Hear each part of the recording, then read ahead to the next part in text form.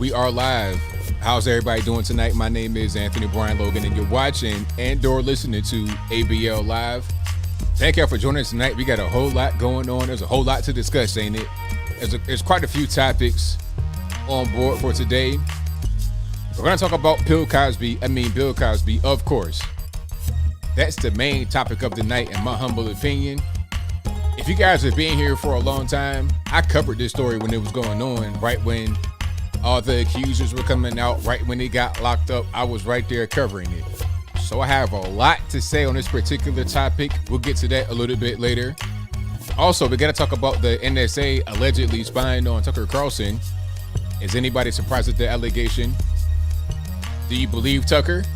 Why would he just lie like that when he knows that if he's to get exposed for lying, it could damage him and his reputation and ruin his show? Why would he lie? I've not heard him lie before, so why would he start now with such a big allegation? It doesn't make any sense, but we'll talk about that. Also, we have a transgender Miss Nevada USA 2021. Anybody surprised? These things I talk about on this channel should not be a surprise to you because I've been talking about it for a while. I've warned you about it for a while, and here we are. Maybe the Bill Cosby thing could be a surprise, but not really. Also, Gwen Berry, the Olympian, protested the National Anthem on the medal podium. What's going on with that? We'll talk about all those things and more on tonight's episode of ABL Live. And I thank y'all again for joining. You guys are the best audience anywhere on the internets. If you enjoy the channel, if you enjoy what you heard thus far, go ahead and give the video a thumbs up. If you're listening to this show on your favorite audio streaming platform, which you can do, give me a 5-star rating or wherever over there. And you're able to hear this show on Apple iTunes, Google Play, Spotify, Stitcher, Anchor, etc. already if you're not doing so right now. And a link for that will be in the box. Or you can go to your favorite audio streaming platform and search for ABL Live, and this show should pop right on up. All right, so we got a whole lot. Oh, of course, always go to ablmerch.com, ablmerch.com, and get your limited edition USA special edition hats. There's only a few of them, and when they're gone, they're gone. Maybe I'll restock, but I gotta get some PPE money or something like that to restock them. You understand what I'm saying? But they're here right now, and if you want to get 20% off the entire order, including a hat and whatever else you put in there, t-shirt, stickers, or whatever that are in the store, you can get the entire cart for 20% off using promo code 1776 And please be careful. If you don't put the code in, I can't put it in after for you. Promo code 1776. Also, if you want one of these flags I have behind me, go to bhedesigns.com. Link for that will be in the box. Please use that link. It's an affiliate. They, give me a little piece of the sale. Honesty, best policy. I'm a capitalist. If you enjoy the flags, they're made right here in America, handmade, and they're beautiful. I love them. All right. So we got the commercials out the way. We got all that good stuff out the way. We're going to get into Bill Cosby a little bit into the show, probably like right around the half-hour mark, because I want everybody to come in here, get your food prepared, get your drink nice and cold and crispy right on the table wherever you are. Get that prepared because I'm going to talk about Bill Cosby for a while, a little bit more into the show, but I will talk about him. Never you worry. And we'll get to the calls at about 9 o'clock. You guys can call in because I was seeing some interesting comments, but I digress for now. We'll talk about that a little bit later. Now, let's start with Miss Nevada. Mr. Nevada, I'm not really sure what the pronouns are. I don't want to say the wrong thing. Is it Miss or Mr. or Zir Zim? I've heard that you can make up any kind of pronouns you want. You can, just create random pronouns, and that must be what you refer to. So if I right now say, you know what, my pronouns are rich baller, rich like I'm a millionaire, rich baller, you got to call me by those pronouns. And if you don't call me rich baller as my pronouns, then you are a bigot, you are a racist, and you are whatever kind of phobe I want to create. Because can you say homophobe? Can you say transphobe? If I create my own pronouns, then what are we really calling each other? it's to the point now where it's gotten ridiculous. You know, I'm gonna talk about the absurdity of all this pronoun stuff, and then I'm gonna get to Mr. Nevada.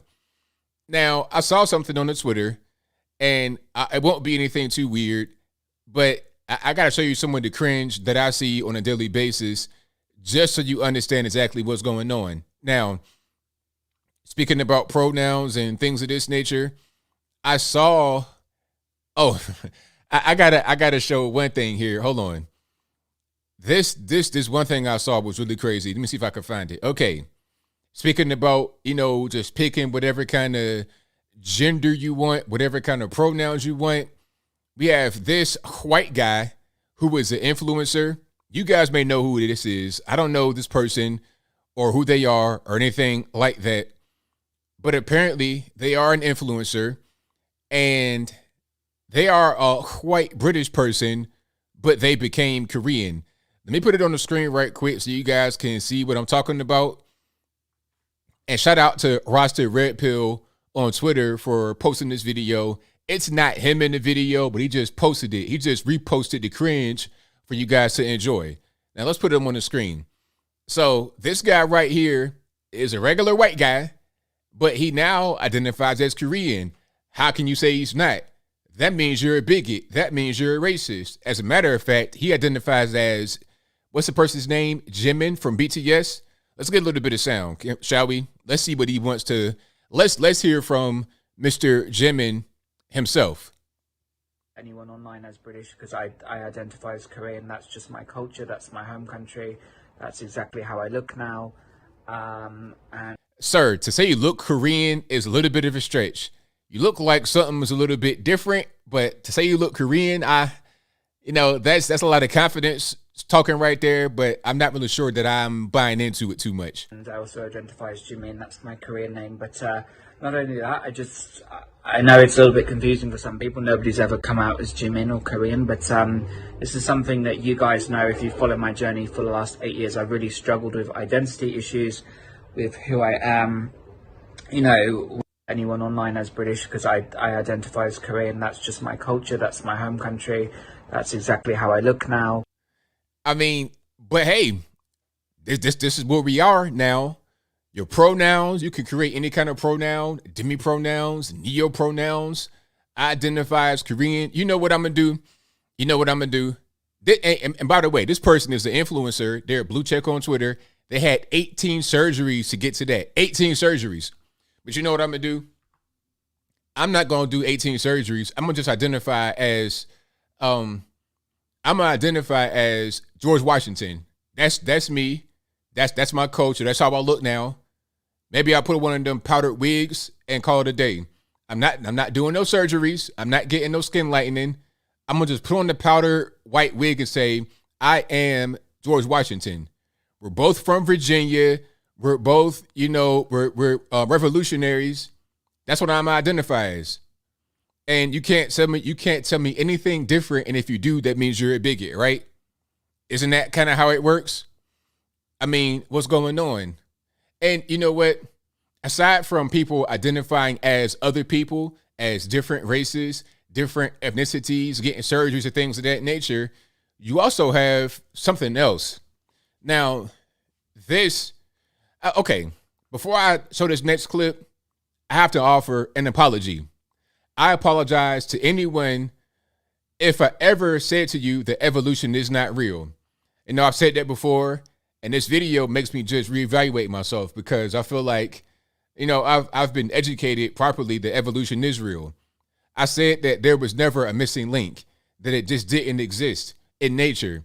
That we got all these bones all over the earth, and it's always of a full and complete specimen, and a specimen is always the same. And then when they say, oh, you got a missing link, it's like a tooth or a fraction of a bone. But I've been proven wrong because, one of the main things I would point to is when Darwin would say a cow somehow became a dolphin or a whale. I'm like, how does that make any sense? Like, I don't see any evidence of that. I don't see the missing link, but I think I found the missing link. So I want to put that on the screen in just one moment, and you're going to see exactly what I'm talking about. Here we go. I think this is the missing link. It won't be any sound because there's music, and I don't want to get copyright strikes. But check the screen out right here. Okay, so it's kind of small, but you can see what's going on. What you have, for those that can't see, is the missing link. Swimming in what appears to be, there it is, a little bit bigger, swimming in what appears to be a giant-sized fish tank. This is a whole human being. Now, this person has on like a mermaid-type outfit. They appear to be identifying as a woman. I think they might be a male because I'm seeing some Barry Sanders, Emmett Smith type. I feel like if you get into a boxing match, I might lose. You understand what I'm saying? But they got to be about 300 pounds, so right around that. One more hamburger, they're going to tip the scale, okay? The gut is just flourishing. It's just flourishing, hanging out there, doing whatever it wants to do. They have on a mermaid outfit from the bottom of their stomach down. They have on like this little bikini bra top type thing, and they have a flag under the water. And throughout the whole time they're under the water, right? They're under the water with this big flag that has all the LGBT, elemental, Q, X, Y, and Z, every letter in the alphabet on it. You got the trans stuff in there. You got the LGBT, the black and brown, everything on this flag. This is the missing link. Darwin said that the cow became a whale. There we have it. You're in the water. I've been proven wrong. So again, my apologies if I ever said that evolution is not real and there was no evidence for it. The evidence is right before you. So I'm not sure what they identify as, but I believe this is a brand new species that man has not seen before. As a matter of fact, I think there were a few of them, right? There were a few of them, and they all had the same thing going on. So this is a whole new discovery for me. Now, speaking about different genders and species and whatnot people identify as, you also have Miss Nevada. Now, Miss Nevada is a biological man. They identify as a woman. They identify as trans, right? But they are biological male. How is this fair to the 21 women that this biological male defeated to accomplish this goal? Matter of fact, I have pictures of them. Give me 1 second here. If I can find them, I'll load them on the screen. Now, I'm not going to say every woman is a picture of beauty. I mean, that's really for everybody that's watching to judge. But what I will say is that they are all women, as far as I know. And if I'm wrong, you guys let me know in the comments. That's what really matters. I don't care. You know, like people talking about, oh man, the male looks good. All right. I mean, I'm not judging nobody. If people think that the man, the biological man as a woman looks good, hey, somebody might like the way that Caitlyn Jenner looks. And that's fine. Everybody, hey, beauty's in the eye of the beholder. I think Caitlyn looks identical to Bruce. You understand what I'm saying? It's funny because when Bruce was becoming quote unquote Caitlyn, he looked more like what I think Caitlyn would look like. The Caitlyn now looks more like the old Bruce, but with a wig on. In my opinion, maybe it's just me. I don't know. And that voice ain't changed. All right, you know, my name is Caitlyn now, Mr. Logan. It's not Bruce anymore. I've become a new person. Please stop dare naming me. I'm going to become the governor of California, and we're going to cut those taxes. We're going to get the jobs back, and we're going to be tough on crime. That I'm hearing a voice. I'm seeing a person that looks more like the Wheaties box, in my humble opinion. I don't really see, but anyway, I digress. So Miss Nevada is transgender. Now, is it a coincidence that this happened right during Pride Month? Is it a coincidence because the person, I think their name is Catalina Enriquez, they gave a shout out to Pride Month and her quote unquote community. You know what that is. That's the LGBT community, right? Shout out to the community. Shout out to Pride Month. Is it a coincidence or not? And then when they reported it on the news, they said that this is the first transgender woman to ever win a a Miss USA state title. And that's also going to be obviously the first person to run for Miss USA from any state. So I think this might have been kind of a plan to do this. And then at a certain point, it's like, all right, are these pageants kind of just set up? Is it going to become like boxing where it's corrupt, where you know that the winners aren't really winners? You know what I'm saying? Like it's home court advantage and things of that nature. You know? Matter of fact, okay, I have pictures of the women. So these are the other contestants in the Miss Nevada race. Now, everybody has their opinion about how the young ladies look, but one thing to keep in mind, the person that won Miss Nevada is biological man. Matter of fact, I put a picture on the screen. It won't be nothing weird. So if you got kids, you don't gotta, they're not gonna be with the stuff hanging out. Unlike that spa, I'll talk about that in a minute as well. Miss Nevada 2021, Miss Nevada USA. Okay. So just for compare and contrast, right? And you know what? I'm gonna say this. If you out there dating guys, please be careful. A lot of these, you in Atlanta, and then the way it used to be back in the day. Okay, matter of fact, let's put a picture on the screen, then we talk about it. Okay, so you see Miss Nevada, that's the person right there with the tiara and the crown, tiara, whatever it is, and the sash, right? That's them right there. That is biological man. Yes, it is.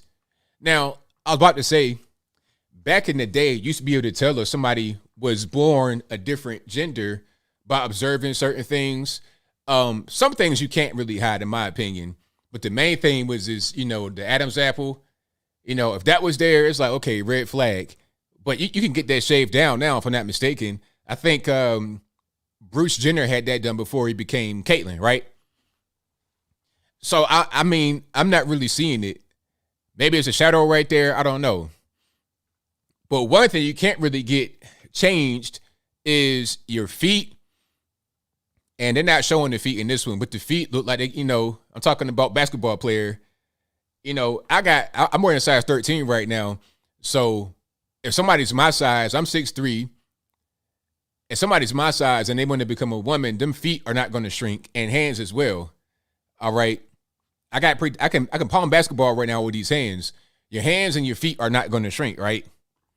So that's some signs. So if you're out there dating, fellas, please be aware. If you're not into that type of stuff, hey, just be aware. Now, if you are into it, I'm not judging you. I'm just saying some guys might not want to get involved. Anyway, this is Miss Nevada USA 2021. Just so you understand, this is biological man, right? Transgender woman. Now, let's look at people that, let me see, and the shoulders, and the big shoulders, all this stuff going on right here. Game banging, prison shoulders. Anyway, I digress. So let's get to the pictures of the contestants that lost to Miss Enrique. Not Enrique. I'm tripping. Catalina Enriquez. All right. So I don't know their names. All I have is pictures. So this is the first young lady. The second one. These are all the contestants that lost in the Miss Nevada pageant to Catalina Enriquez. Here's another young lady. All right. Another one. The next one here. And again, everybody has their opinion about how everybody looks. I'm just showing you all the pictures, right? Another young lady. Another one. These are all biological women, if I'm not mistaken. No transgenders. And this is the list right here. So I think there were a total of 23 people competing. 23 women, including, do I see Catalina Enriquez? Yeah, right there, number 11. So there's another young lady there. Another one. Another one. Appears to be Hispanic, person of color. Another young lady here. Another young lady. One more. One more Asian, of course. one more, and another. She reminds me of the lady from Seinfeld. I don't know her name. You guys know, but was Elaine? She kind of reminds me of her. So that's the ones I have pictures of. I think there's more, but that's all I have pictures of right there. They all lost out to Catalina Enriquez. Now, is it fair? I mean, hey, people talking about how they look, I understand, but check it out. It's like this. Let's have the competition be among the biological women, right? That's all I'm saying. People can say that they don't look all that. I get it. I understand. However, let's have them compete among each other. Let's not have it to where you have Catalina Enriquez and these kind of people become the winners, because then at that point it's like, all right, you got all these girls that go out for these pageants and your confidence is shaking because you can't even win against a man. Like, imagine how you feel as a woman, right? And you get beat by a man in a beauty pageant. Oh, pardon me. I don't want to say a man, a biological man in a beauty pageant. How would you feel about that? It's just not right. It's unfair. It's damaging the confidence. It's not right. It's the same thing going on with sports. But you have biological men competing against women.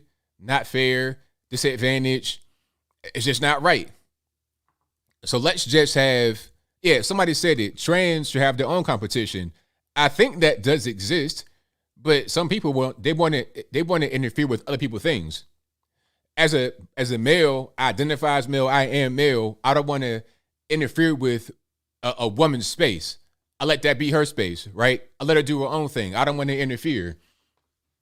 Don't interfere in my space. I won't interfere in yours. It's like, just speaking about men and women, aside from the whole trans thing, like going to the barbershop.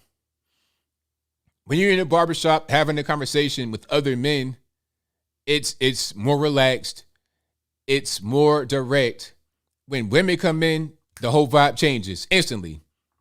People getting quiet, not trying to say the wrong thing. It's a male space. Same thing with a hair salon. I've been in the hair salon before because I've been doing business. I've been in beauty shops and barbershops all over Virginia, just doing business. And it's different when men are in there, and people should have their own spaces where they're able to be. Same thing with kids. Little kids should have their own little space or whatever. They should be able to go outside and play, playground and all of that, without having adults beating on the slides and stuff with them. You understand? But I digress. So that's what's going on right now. And if you enjoy what you're hearing so far, go ahead and give the video a thumbs up. Also, like the video, share the video, do all that good stuff. I'd appreciate you if you did. All righty. And what else we got going? We got a whole lot happening. I promise I will get to Bill Cosby. I have a lot to say on that whole situation, so y'all just hang tight. I think I'm going to do one more topic, and then I'm going to get to Bill Cosby, because I'm going to save that one for a little bit more into the show. Just a little bit more into the show, so y'all hang tight. Let's talk about the NSA spying on Tucker Carlson, allegedly. Now, do you guys think the NSA is spying on Tucker Carlson? Spying on Fox News? Now, Tucker said that they are, because there was a whistleblower that contacted him and said, hey, we have your emails, reading your emails. And he gave him some of the information that he got from the emails. And Tucker was like, you're only able to get the information if you've read my emails. I have the evidence, I have the proof that you are reading my emails. You shouldn't have it. This is the wrong thing to do. Now, the NSA responded to Tucker, and the way they responded was so petty, because Tucker's show comes on at 8 o'clock, right? 8 p.m. Eastern Standard Time. The NSA on their Twitter page put out like a screenshotted response at 8 p.m. sharp, 8:00 p.m. sharp. It's like, all right, come on. You're trolling them at this particular point. Are we supposed to be some, are we like the quote unquote intelligence community, highly respected and all this and that? Are we that, or are we petty like children? What's really going on? But I digress.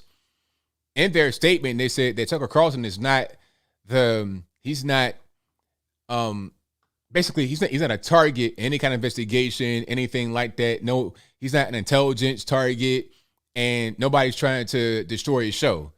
Well, you don't have to be a target to be spied on.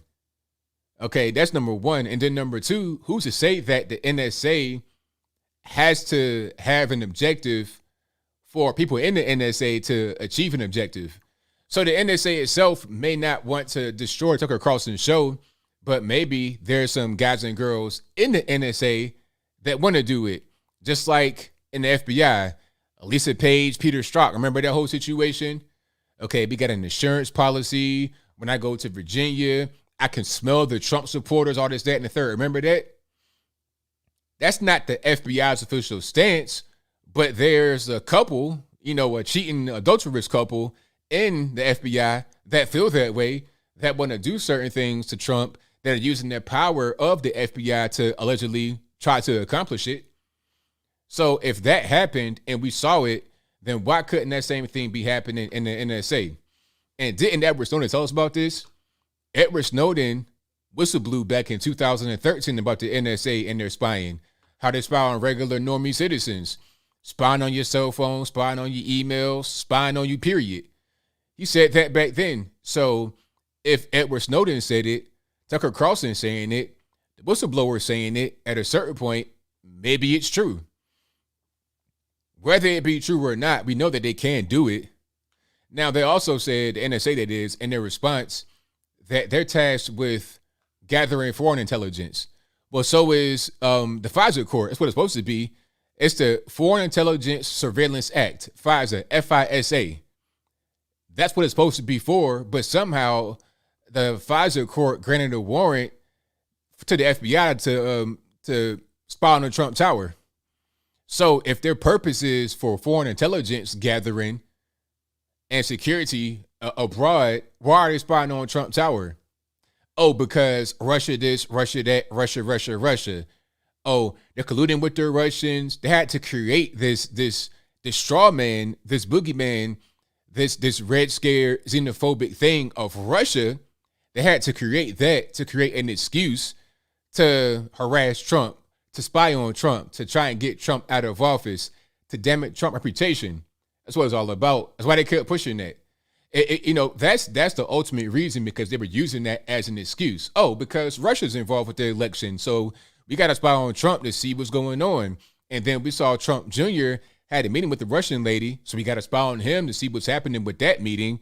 They were talking about the most basic stuff like foster care, but nah, it's a nefarious meeting. They're talking about destroying the United States. We got to find out what's going on.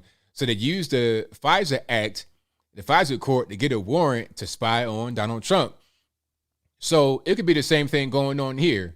And they also didn't necessarily spy on Trump directly. It was kind of a proxy or spying by proxy. They spied on someone that's close to him. Therefore, they had to spy on the Trump Tower because of the other person, not Trump. Now, of course, Trump is going to be in Trump Tower. So we're going to get incidental, quote unquote, data on Donald Trump, but he wasn't the target. Come on. Same thing, Tucker Carlson. Oh, we had to spy on a person over here because of some foreign stuff, because Russia or Ukraine and Moldova, somewhere, Hunter Biden and the laptop, we had to spy on that guy. So because we had to spy on them to get information about this foreign country and a potential threat, we had to spy on Tucker as well because he was caught up in the dragnet, right? When you literally dragging the net like a fishing net, you might find a little bit of everything. You might find a spare tire, some old plane debris from the plane that disappeared in the Indian Ocean, but that's a different story. You might find some fish or whatever. So everything in that net gets caught up in it, and that's what's happening right now in Tucker, allegedly. So they came out and said he's not the target. Well, who is the target? That's what I want to know. And Tucker said that they were able to contact the NSA, and he was asking, hey, do you guys have my emails? Have you read my emails? And they weren't really responding. They're like, oh, we can't tell you that. And he's like, okay, why can't you tell me that? Why can't you just answer the question? And they didn't want to answer that as well. So I believe they have his emails. I believe they read his emails. But I also believe that they're being dishonest. They're kind of lying by omission. They're not telling the full story about how they have the emails or why. Because they're kind of like let the cat out the bag. They're trying to spy on him in a way that is legal. And we got to fix that law for sure, because that is going to be a serious problem coming up here in the future. All right. Oh, and the FBI has been in a lot of different things.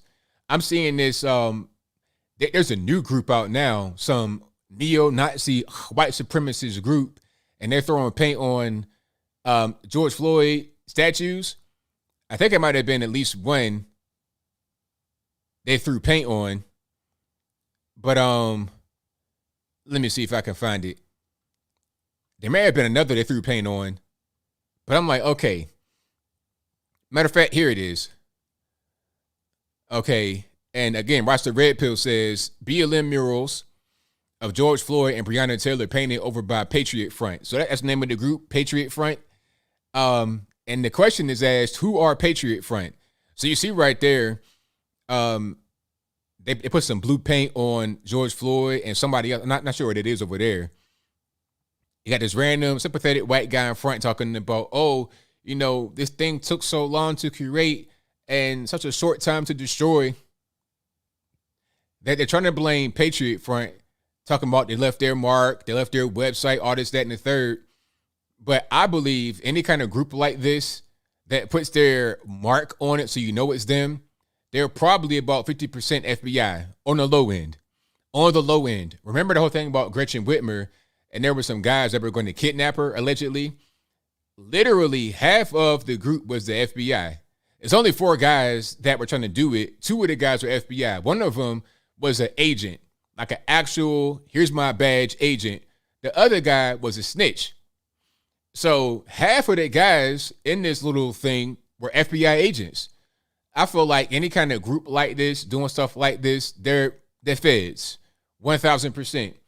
And we saw that with the Proud Boys, unfortunately. You know, Enrique Tarrio was found out to be a very well-known informant.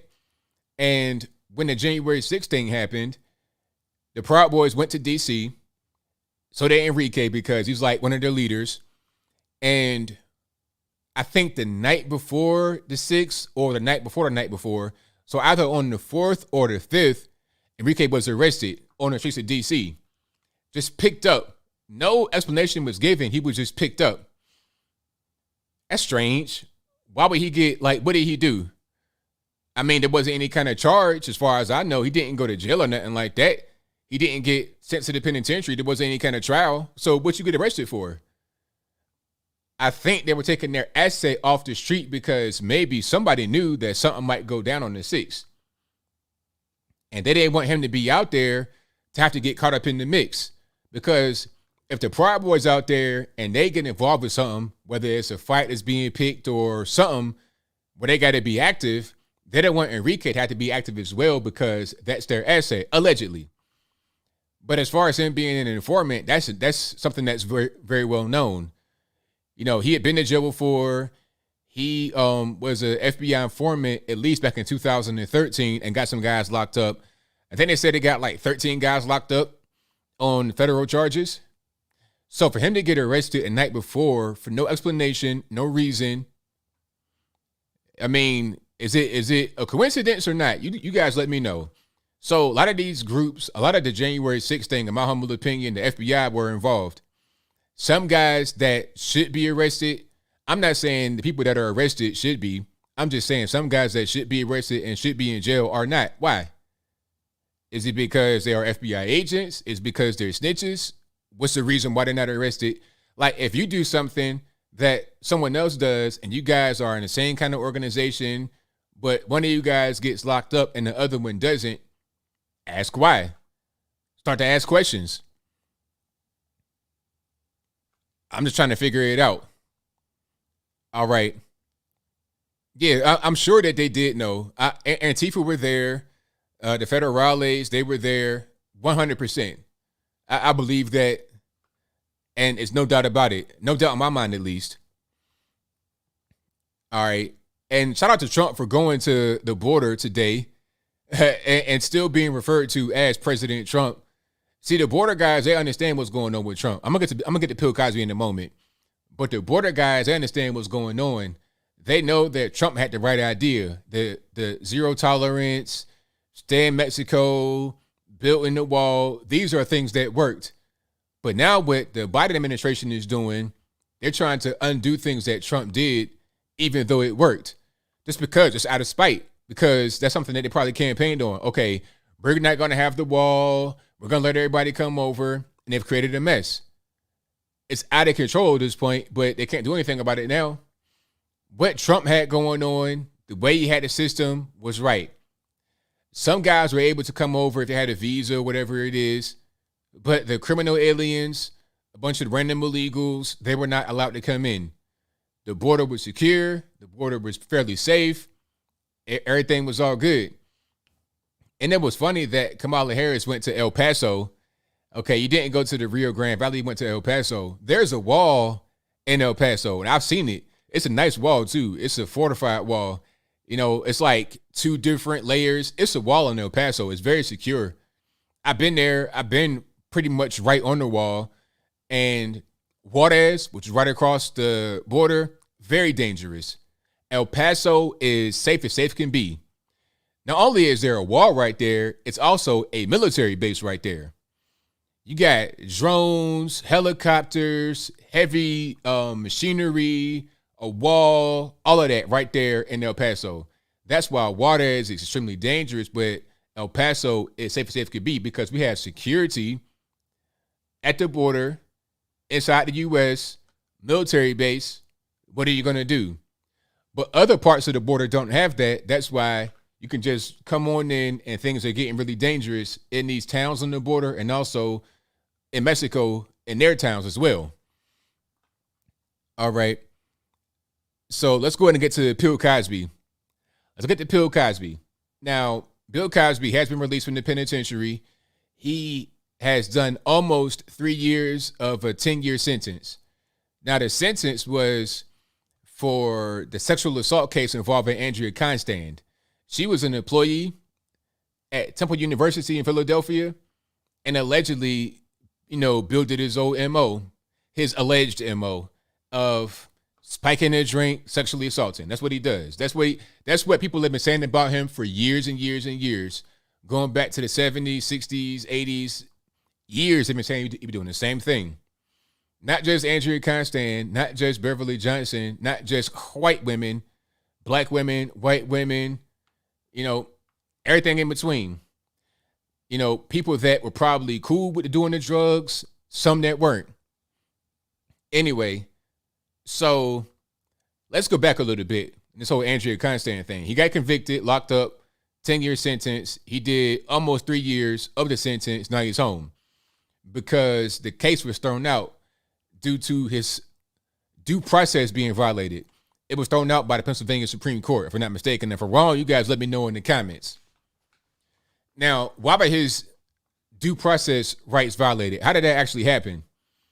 Well, the Andrea Constand trial did not go properly according to what they say. Let's go back, 2004. 2004, the alleged incident between Bill Cosby and Andrea Constand happens. 2005, there's a lawsuit, a civil case against Bill Cosby. In this case, he eventually settles and pays $3.3 million to Andrea Constand. But during the case, a DA or prosecutor or somebody, I think it might have been a DA, gave Bill Cosby a deal, verbal deal on the record. Everybody knew about it. Lawyers knew about it. Everybody knew about it, right? The deal was, hey, if you testify in this case and you say certain things that could be incriminating, you won't get prosecuted for this case. It won't be a criminal case. It'll only be civil. It's like, all right, bet. Okay, cool. So in that case, he said some things that were very incriminating about himself, but there was never any charges brought because of the deal, right? No charges. Talk about what's going on and let's settle for the $3.3 million. Cool. Deal's done. Pays the money. If I'm not mistaken, they move on with life. It's 2005. And I heard about that back in 2005. A lot of you guys did not know about that. A lot of you guys did not know about Bill Cosby until 2015 when Hannibal Buress comes along. Well, 2014, pardon me. That's when Hannibal Buress comes along. Now, Hannibal Buress is a comedian, not really well known. You guys may know about him. If you ever watched the Eric Andre show, he's the black guy. If you ever seen that meme of, the guy shooting the person in the chair And it's like, why would X, Y, and Z do this? The guy that's getting shot, but not really getting shot, obviously, that's Hannibal Buress, right? Matter of fact, can I find the meme? But that's him. Matter of fact, here it is. So you probably know him more from this than anything else. Okay, can I get the meme up or not?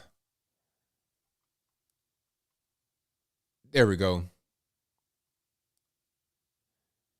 That's not a good one. But anyway, I'll get the meme up in a minute. So Hannibal Buress goes and does a comedy routine in Philadelphia. This is where Bill Cosby's from. I mean, Bill Cosby. And he speaks about the allegations against Bill Cosby. And it goes viral because a lot of people don't know or they didn't know about what Bill Cosby had been accused of. Now, for guys like me, I've been hearing about it for years. People have been hearing about it for years. Hollywood have been talking about it for years. And I think the reason why people didn't really know is because they only interface with Bill Cosby through the Cosby Show, which was a great show. It's still a great show. The Cosby Show, I mean, it's one of the best of the best. And that's just a fact. You know, that right there, that can't be denied. If anybody denies that the Cosby Show is great, I don't understand. That was the biggest show on television for years. And it probably was the biggest show in the world for years. But anyway, they interfaced with Bill Cosby through the Cosby Show. They know him as America's Dad, Jello Pudding Pop, Heathcliff Huxtable. They know about Felicia Rashad, a.k.a. Claire. They know about Malcolm Jamal Warner, a.k.a. Theo, Keisha Knight Pulliam, a.k.a. Rudy, Lisa Bonet, a.k.a. Denise. They know about these characters, but they don't know about the actual people behind the characters. For a long time, Bill Cosby has been accused of doing certain things that are inappropriate. And if you pay attention, he'll tell you what's going on. There was an episode of the Cosby Show where he has this famous barbecue sauce, right? And it says, if you spread the barbecue sauce on the ribs, everybody gets all quote unquote huggy buggy. You can look it up for yourself. You know, I don't got to play it right here, but you can look it up. Matter of fact, I'm going to find it, but I won't play it. I'm going to just show you what I'm talking about so you can know what I'm talking about. Okay. So this is it right here. Matter of fact, let's go ahead and play it. I'm going to play it right here. I'm going to play the audio, but I'm going to play the videos. They probably strike me. So here is the screen. It says Bill Cosby special barbecue sauce. Barbequaludes. That's the name of the video. Has about 400,000 views on it right now. And what you see is Bill Cosby and Felicia Rashad. They're outside. Bill has on like this kind of chef outfit. And Felicia Rashad is just like in regular clothes, yellow jacket, black and white outfit underneath that or whatever. They're outside serving food. And he's talking about the special sauce. Now let's play it with the screen, with the video off so they don't strike me. Give me 1 second. It certainly is nice to see them work things out for themselves. They haven't worked anything out for themselves. It's my barbecue sauce. Your barbecue sauce. My barbecue sauce. Haven't you ever noticed after people have some of my barbecue sauce, after a while when it kicks in, they get all huggy-buggy? Oh, stop. So you can see that for yourself right there on the YouTube. He's talking about drugging their barbecue sauce. He's talking about it on the show. He's telling you what he does. And then there was also a show he's talking about Spanish Fly.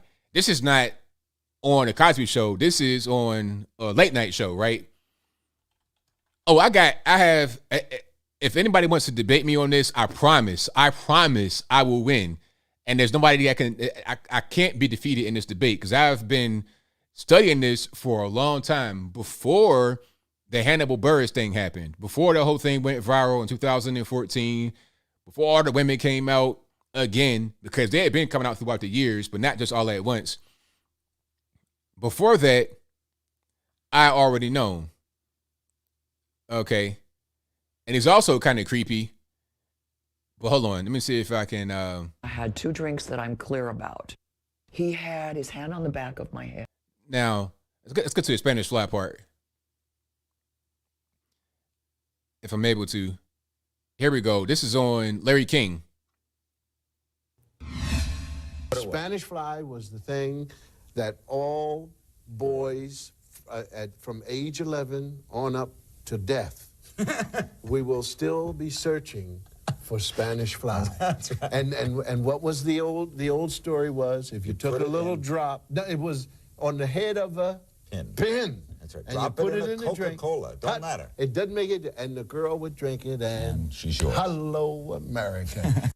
America's Dad, huh? America's Dad. Hello, America. All right. America's Dad, right? All right. Again, Heathcliff Huxtable is a TV character. Bill Cosby is Bill Cosby, not Heathcliff Huxtable. That's a fact. Now, let's go to my man who was on the Cosby Show with him, who played the character of Martin. And again, I said it in my video today, but Martin was played by a guy by the name of wow, I forgot his name that quick. Joseph C. Phillips. That's who played Martin. Martin was married to Denise, and they had a child, and that was played by Raven Simone. So Denise, that was Lisa Bonet. Raven Simone played the child Olivia. You got a picture? Yep, you have a picture right here. So here we go. So for you guys to watch the Cosby Show, it jog your memory right quick. So let's check it out. So this is them right here on the set of the show. Lisa Bonet right there, obviously looking the exact same today, just a little bit older. This is Joseph C. Phillips right there, who is playing Martin Kendall. And here is Olivia, who is Raven Simone in reality. So Lisa Bonet, Joseph Phillips, and Raven Simone. Now, this man right here went on TV and said that he believes that Bill Cosby did it. Now, what purpose would he go out there and say something like that? Why? Because if you were on the show for as long as he was a recurring character for a while, not throughout the entire series, but for a while. You're still probably getting royalty checks from the biggest show on planet Earth at one particular point. You're still probably getting paid from that. You're still able to do speaking engagements and things like that from being on the Cosby Show for the time he was on there. So why would you go out and say that Bill Cosby, the guy who ran the show, who the show was named after, that you think that he did it? Now, can we find an interview right quick? Hold on. Give me 1 second. Hey, and I told you guys, and Lisa Bonet, to get back to her before I get to the video of Joseph C. Phillips, Lisa Bonet says that Cosby was kind of sinister. She said something that was kind of cryptic. She didn't really say that he did it or didn't. She did not have kind words for Cosby. Okay. Now, there are some people on the Cosby Show, or that were on the show, that have kind words. I think Felicia Rashad, she defended Bill Cosby. Keisha Knight Pulliam, who played Rudy, she defended Bill Cosby. Maybe Malcolm Jamal Warner, maybe, but who played Theo, obviously, but I'm not sure about anybody else. Now, let's get to the interview featuring Joseph C. Phillips, and you're going to hear him on camera, CNN. Let's find it right quick. All right, and then, yeah, I got a lot of sources on my article. I wrote an article on my website. I have a ton of sources. Okay, let's find it right here. I think like a lot. Now, this is him. I think like a lot of people. In 2015, he's speaking. So let's get to it right here. There we go. Cosby Show actor. Of course, Bill Cosby is guilty. That's him right there. I showed you the picture right there of him, Lisa Bonet, and Raven Simone. That's him right here in 2015 talking about Bill Cosby. People, I was really giving Bill the benefit of the doubt. This was not the man that I knew. This is not the man that I worked with. He may have had other faults, but he certainly was not drugging people and raping them. And then I had a conversation with an old friend. Bumped into her. I hadn't talked to her in a couple of years. I just thought, hey, he used to be like your mentor or something. Was she an actress? Yeah, and I don't want to say Sure. too much about it. So he was a mentor to her? Yes, What did she and say? For 2 hours, she sat in my car, crying, telling me her story, all of the details. And at that moment, something changed for me. She turned to me and she said, she wiped her face and she said, "Do you believe me?" And I said, "Yes, I believe you." And that was the change. And I had to look with sober eyes at what was going on. Worked with, Said it right there. One of the co-stars of the show. And the person that he was talking about, he didn't say their actual name because there were accusers that came out by name. Some were trying to get some money, obviously, because not everybody was legitimate. You have to expect that when you're talking about things like this. But this person didn't want to come out and be an accuser, didn't want to come out and put the name out there, remain anonymous. You see at the beginning, he didn't want to say, well, I ain't really trying to say too much. I'm not trying to give a bunch of clues, so you can figure out who it is. But you probably hear that story a lot. People that are kind of afraid to come out because they kind of want to put it behind them, or they don't really want to be out there in the public. So people that want to believe Bill Cosby, it's like, why believe Bill Cosby? And also, let's talk about this part because I can't forget about this part. There is a couple other guys that got locked up for things that are kind of similar to this, although not necessarily the same. There's one guy who is dead now, and his death has become a meme.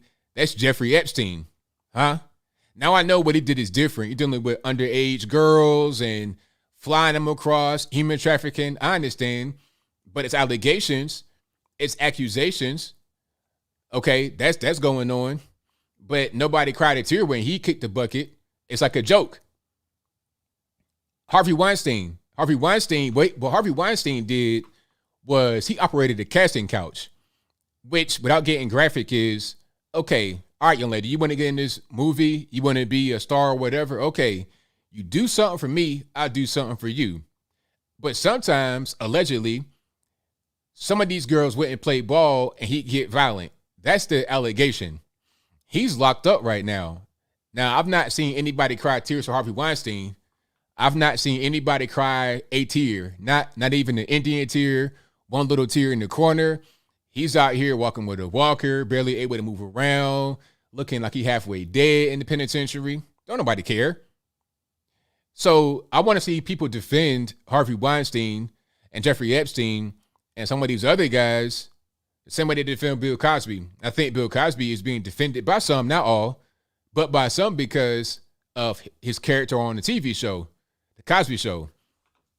There's been a lot of other people that have come out against him. D.L. Hughley came out against Bill Cosby, talking about there was an interview that never got released. That's an important part I didn't say in my video. The interview never got released because D.L. was doing an interview with Bill Cosby on the radio. And by the way, the whole thing about, he was trying to buy NBC. Bill Cosby has his own communication. When D.L. Hughley was doing the interview with Bill Cosby, they were on Ennis Communications. Ennis is Bill Cosby's late son's name. Bill Cosby owns Ennis Communications. Bill Cosby has a media empire of his own. Same as Will Smith. Just like Jada Pinkett talking about Oscars so white, and they don't include us in these movies, all this, that, and the third. Meanwhile, Will Smith has Overbrook Entertainment, which is a production company that makes all of his movies. Wild Wild West, After Earth, I Am Legend. These are all movies that Will Smith produces himself with his own company. So why can't you use your own company to put more black actors on screen if you want more Oscar nominations? But I digress. So D.L. Hughley is on Ennis Communications doing a radio interview with Bill Cosby. And when the interview first started, D.L. was not on the line. It was somebody else doing the interview. And Bill Cosby was just being disagreeable, not really being the good person. So then here comes D.L. on the line. And then Bill hears him. Who is that? He's like, okay, I'm D.L. D.L. Hughley, you say N-word, and I don't like your comedy. Your comedy is trash. Like, just dogging them, right? Because Bill Cosby did not like dirty comedians. If your act had like violence and sex and just gratuitous stuff in it, he didn't like you, and he would let you know that. especially black comics.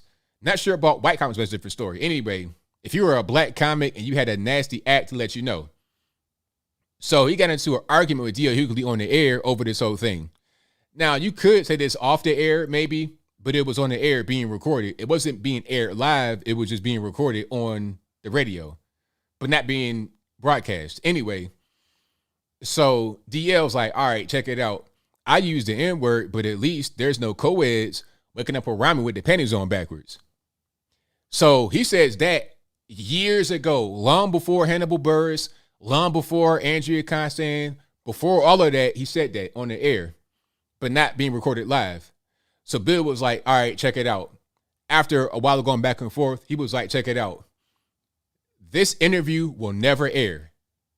And in about 10 minutes, the guys from NS Communications came downstairs, took the tape, and they said, if anybody has a copy of the tape, you never have a job in radio again. You'll be done from radio forever. Your job will be completely done in radio. So Bill Cosby has power.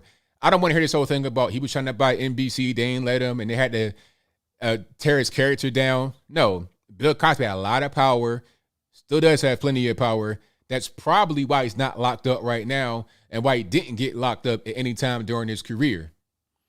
That's just what it is. And people say that, oh, well, you couldn't be a black man assaulting white women back then. He also assaulted black women. I don't understand why that kind of just gets lost in the sauce, allegedly. So, yeah. Oh, R. Kelly's in the penitentiary. Ain't nobody crying for R. Kelly.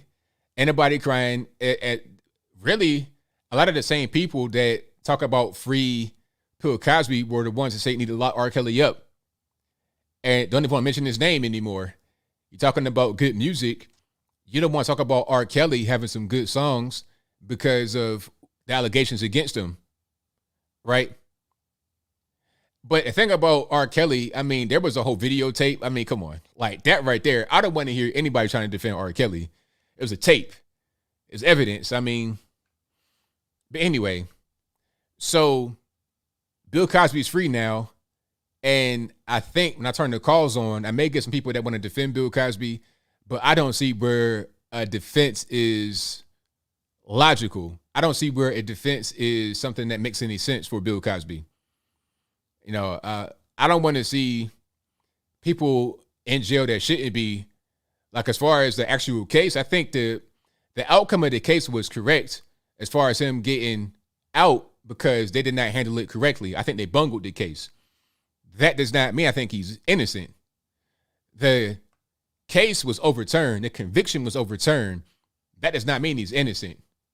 He still could get retried technically, but a part of the reason why he's not in jail is because in that civil case, the testimony that was given should not have been admitted to the criminal case because there was a deal there that said that she won't get locked up for this. So if they don't have that evidence from the first one, or the women that came out and accused him of whatever testifying, then where's the case? I don't really see one. But I digress. All right. So hold on. ABL makes R. Kelly into the guy in Chainsaw Massacre. I mean, so do you want to defend R. Kelly? Do you want to defend that tape that you saw back years ago or that you heard about years ago? Do you want to defend that? If you want to defend it, that's fine. Defend Jeffrey Epstein too while you at it. Just defend everybody. See, I don't look at things as far as you guys know, if you've been here for a while, I'm cold-hearted. I have a nice box where my heart used to be. I don't really care about feelings. You know, Bill Cosby's not my dad. I had a dad. He died. Rest in peace. But I had a dad growing up. I didn't need Bill Cosby to be my dad. So I don't have that connection to him like a father figure. I understand that some did. They idolized him on television. But at the end of the day, he was a character on TV. That's it. That's all. Nothing more, nothing less. Bill Cosby is a different person aside from the character on television. And we got to judge him based upon him as a person and the allegations and evidence and people that knew him and what they said about him. If we don't know him and we weren't there when these allegations happened, we can make judgments. We can judge based off of what we know about them. Same thing with Epstein, Weinstein, all these guys. That's just my opinion. All right, so let's get to the calls. But first, I got super chats on deck, if I'm not mistaken. Let's do super chats first, and then we get straight to the calls. The number to call is 434-658-1220. Again, 434-658-1220. If you want to see more about Bill Cosby, there's an article on my website. I got links. I got sources. I got video. I got evidence. All that. But don't take my word for it. Just look at everything for yourself. Read, research, and figure out what's going on for yourself. Don't take my word for it at all. Period. All right. Now, think about to get back to R. Kelly right quick before we get to the super chats. R. Kelly had great music. Not all of this stuff was good, obviously, but a lot of it was good. I can say that and say that he was a monster at the same time. R. Kelly was married to Aaliyah when he was 28 and she was 15. Where's the defense? There's evidence of this, paperwork. His family came out and said that it was true. They had to get it annulled. Not his family, her family annulled it. She was 15 years old. They were on BET. I think that might have been Video Soul or something like that. It was a talk show with the same outfit on together. She's 15. He's 28. Where's the excuse? How can anybody say that's okay? They were married when she was 15 years old. He's 28. When he was on BET and they did an interview with him, I think it was, matter of fact, it was Teray. Shout out to him. Teray was asking some questions. Do you like teenage girls? Define teenage. What's that mean? I got 19-year-old friends. You 35, 40 years. I got 19-year-old friends. I mean, come on. Let's just stop the games. Let's just stop. Let's stop. We got to just stop being phony and start being real, like real world, how they say, ain't it? Okay. But I'm getting triggered, so I digress. Let's get to the super chats, and then we get into the calls. The number to call, 434-658-1220. Did her parents know about it? Aaliyah's parents? Well, her parents are terrible, too. Wasn't her father, like, in the music industry? I believe he was. Matter of fact, her father, Barry Hankerson. Barry Hankerson is look him up. You'll find out a lot of stuff about Barry Hankerson as far as being in the music industry. The music industry is a beast. You see what's going on right now with Britney Spears, like a slave for real, locked up, can't even do what she wants to do because of the music industry. It's crazy. Somebody says, face it, most men like young women. Hey, speak for yourself, sir. All right, I like adults. How about that? Adults, not 15-year-olds, sir. Hey, man, you know people are watching this. People can you got your whole name out there. Hey, be careful, man. People watching this, they might. Hey, just relax, sir. Adults like adults. How about that? But I'll move right along. Legal in Kentucky.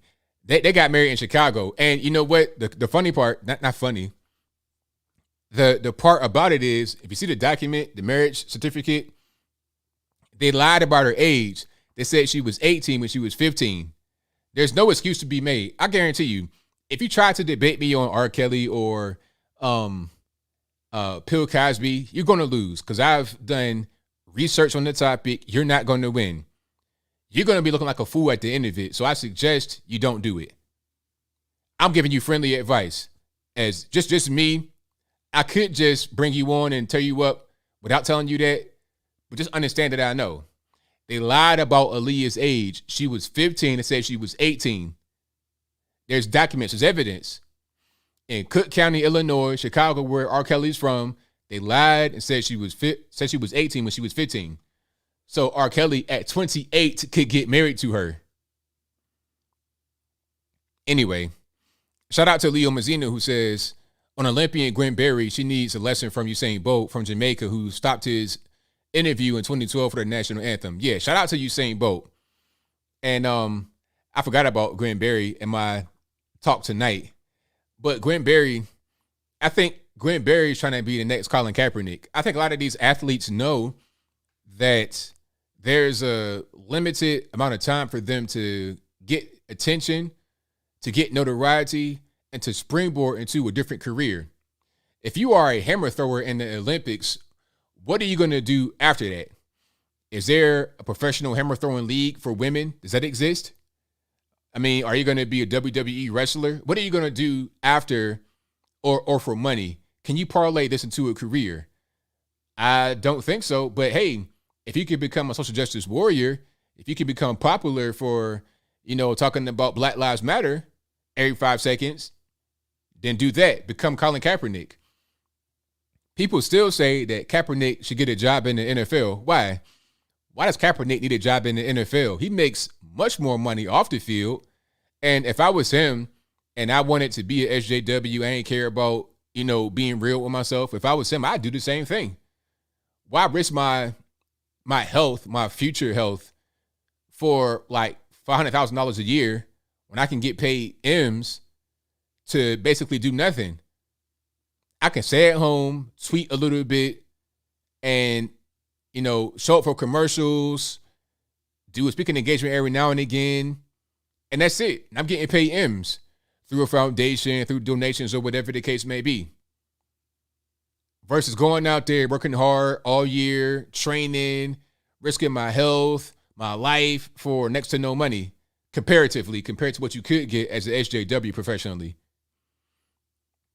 You see it happening right now with Bubba Wallace, Bubba Smouye, with the whole garage pool thing.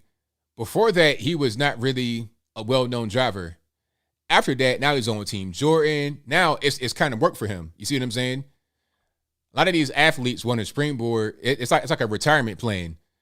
You go from being a hammer thrower to becoming a social justice activist, and you're able to get paid doing that. Thank you to Not Provided, who says, I am shocked about Bill Cosby being released. Hey, I think according to the law, it was right. But according to what I think, my opinion, I think is wrong. But the law is a law. Maybe I'm wrong about the law, but I don't think that from what I've read, I am. It's unfortunate, but I think from what I've read, I think it was a bungled case. Thank you to Charles Turner Jr., who says, ABL, apparently Hunter is taken after Lucas. Avalon made a video today trashing me and everyone who watches you and said you defend Derek Chauvin. You would beat him in a debate. Why is Hunter attacking me? That's my little buddy, right? That's like my little kid. It's like my little cousin right there. When I was in El Paso, he was there. Who else? Romer Millennial, aka Lauren Chen, she was there. And he came out. I was downstairs in the lobby. We get ready to go speak, right? We all had speaking engagements, right? We get ready to go speak. We're down in the lobby. And he came down with his tie in his hands, like, hey, can anybody tie this for me? I'm like, sure, man, I got you. So I put him in front of the mirror, tied his tie for him, told him how to adjust it and everything. I was Uncle ABL to you, Hunter. And you want to do me like this? I am hurt. I am so hurt that one of my kids is doing this. But shout out to him, man. I think that Hunter and Lucas are both just very young. And they're trying to find out who they want to be. Maybe they don't want to be like me. Maybe they want to be like, I don't know, somebody else. Maybe they're trying to find out how they want to behave. And they just not been able to key in on it yet. So it is what it is. So yeah, shout out to my young boy. And shout out to A Radpour for the donation. I appreciate you. Thank you to You're So Cool 23, who says, we are now living the South Park episode where Cal's dad has the surgery to become a dolphin. Oh yeah, I remember that. That was hilarious. Hilarious. We're living it right now. Right now. It's on us today. Hunter Avalone, that's him. Shout out to him though. I don't got no problem with Hunter Avalone. I ain't making no response video. I don't even do that. Mr. Woody says, hey ABL, love your content and I appreciate your work ethic, the knowledge and perspective you share. I'm grateful to find your channel. I wish the best for you and hope you become a politician soon. Thank you for that. I appreciate you. All right. And thank you to Drip Collins, who says, Mixed Girl POV in the house. Thank you to Hadra, who says, how do you like having so many black women lead you guys? What are you talking about? Who's leading me? I lead myself. I'm not a follower. I am a leader myself. So what you mean, black women leading us where? Also, Hydrip says black people have leaders like Rep. Barbara Lee saying abortion is not a bad word, and I never see any blacks telling her otherwise. Who is Barbara Lee? I don't know who that is. How are you a leader if I don't know who you are? It doesn't make any sense. So, I mean, I have no idea who that is, and I've not heard her say that. I think most people, most normies, black or white, are not involved in politics at all. They don't know about it. They don't know a lot about what happens around them. This is why it's the same thing going on with Bill Cosby. Most people had no idea about Bill Cosby and what he was into until the Hannibal Buress thing went viral. That's why it went viral, because people just didn't know. Most normies have no idea about who these people are.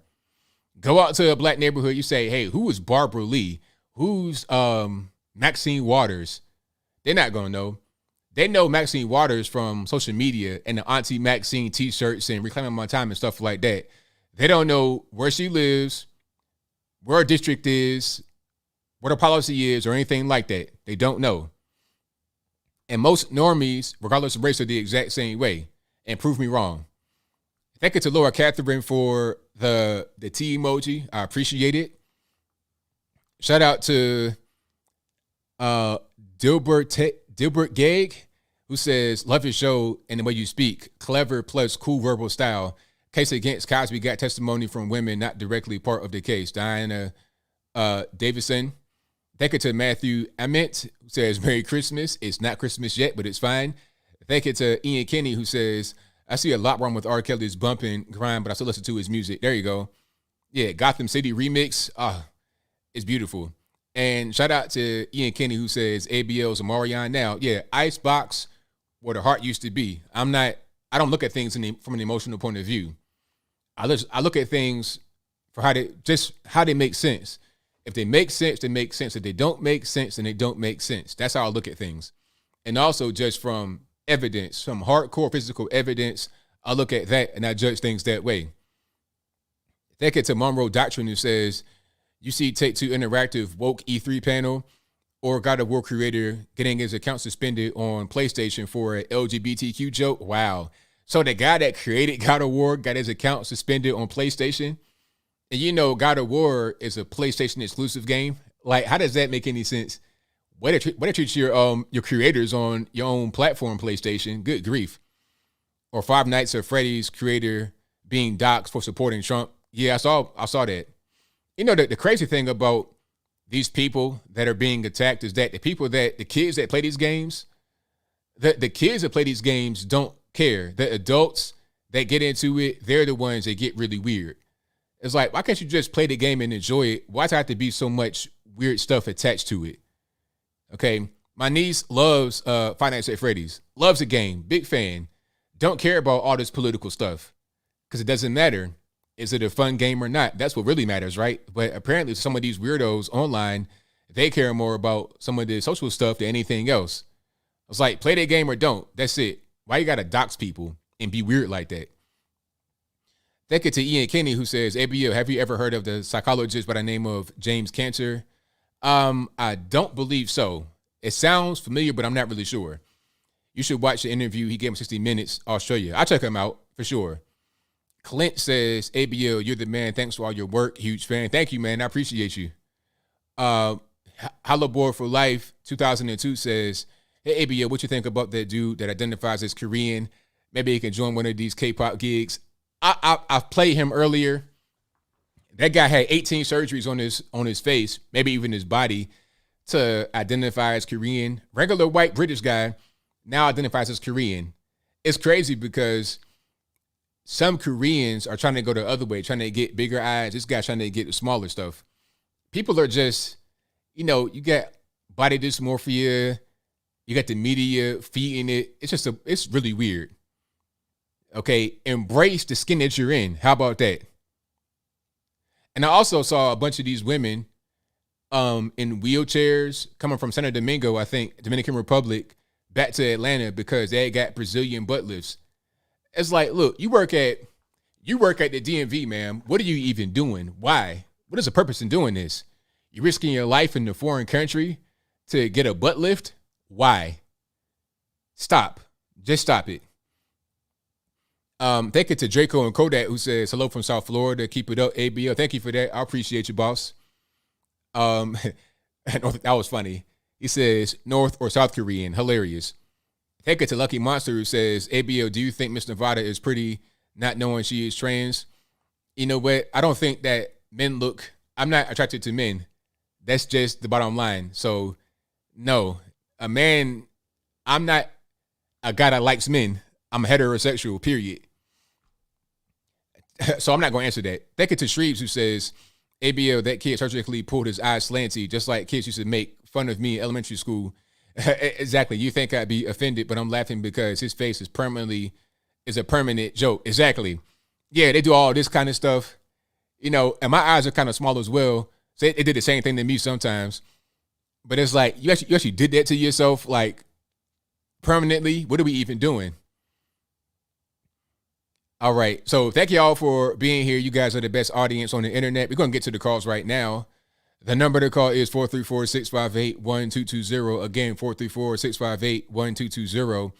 Oh, and to get back to that guy's question about the trans thing, one thing I don't like is these big giant shoulders and this foot-long chin. You understand what I'm saying? If your chin looks like, it's like, you know what I mean? That's not really the wave. Thank you to Leo Mazzina, who says, scientists say the Florida building collapses due to climate change. No, they didn't. Please stop. So it wasn't that it was structurally insufficient. It wasn't built properly. It didn't have proper drainage out of the garage in the basement. That wasn't it. It's because of climate change. Please tell me you're joking. Please. Because they need to stop. So all these buildings all over the world that are steadily standing strong have not collapsed. Why? Because climate change didn't hit it yet? Oh, okay. You know, it's an old building from the 70s, had structural problems. The inspector said, please replace it. You got some issues. That wasn't it. But the climate change, that set it over the top. That was a proverbial straw on the camel's back, right? Oh, okay. You got to be joking.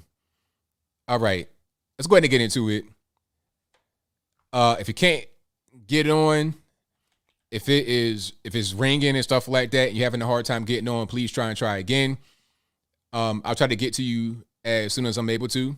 So y'all just hang tight. Yeah, if you're calling in drunk, I don't want to talk to you. I simply don't. All right, you're on the line. I'm speaking to 347. Hi. How are you today? I'm all right. How about yourself? I'm great. Thanks for asking. So I wanted to comment on Cosby, and I am very excited that he was let go because honestly, in my opinion, I think this trial was very unfair. And I just want to talk to women who are on here listening to you.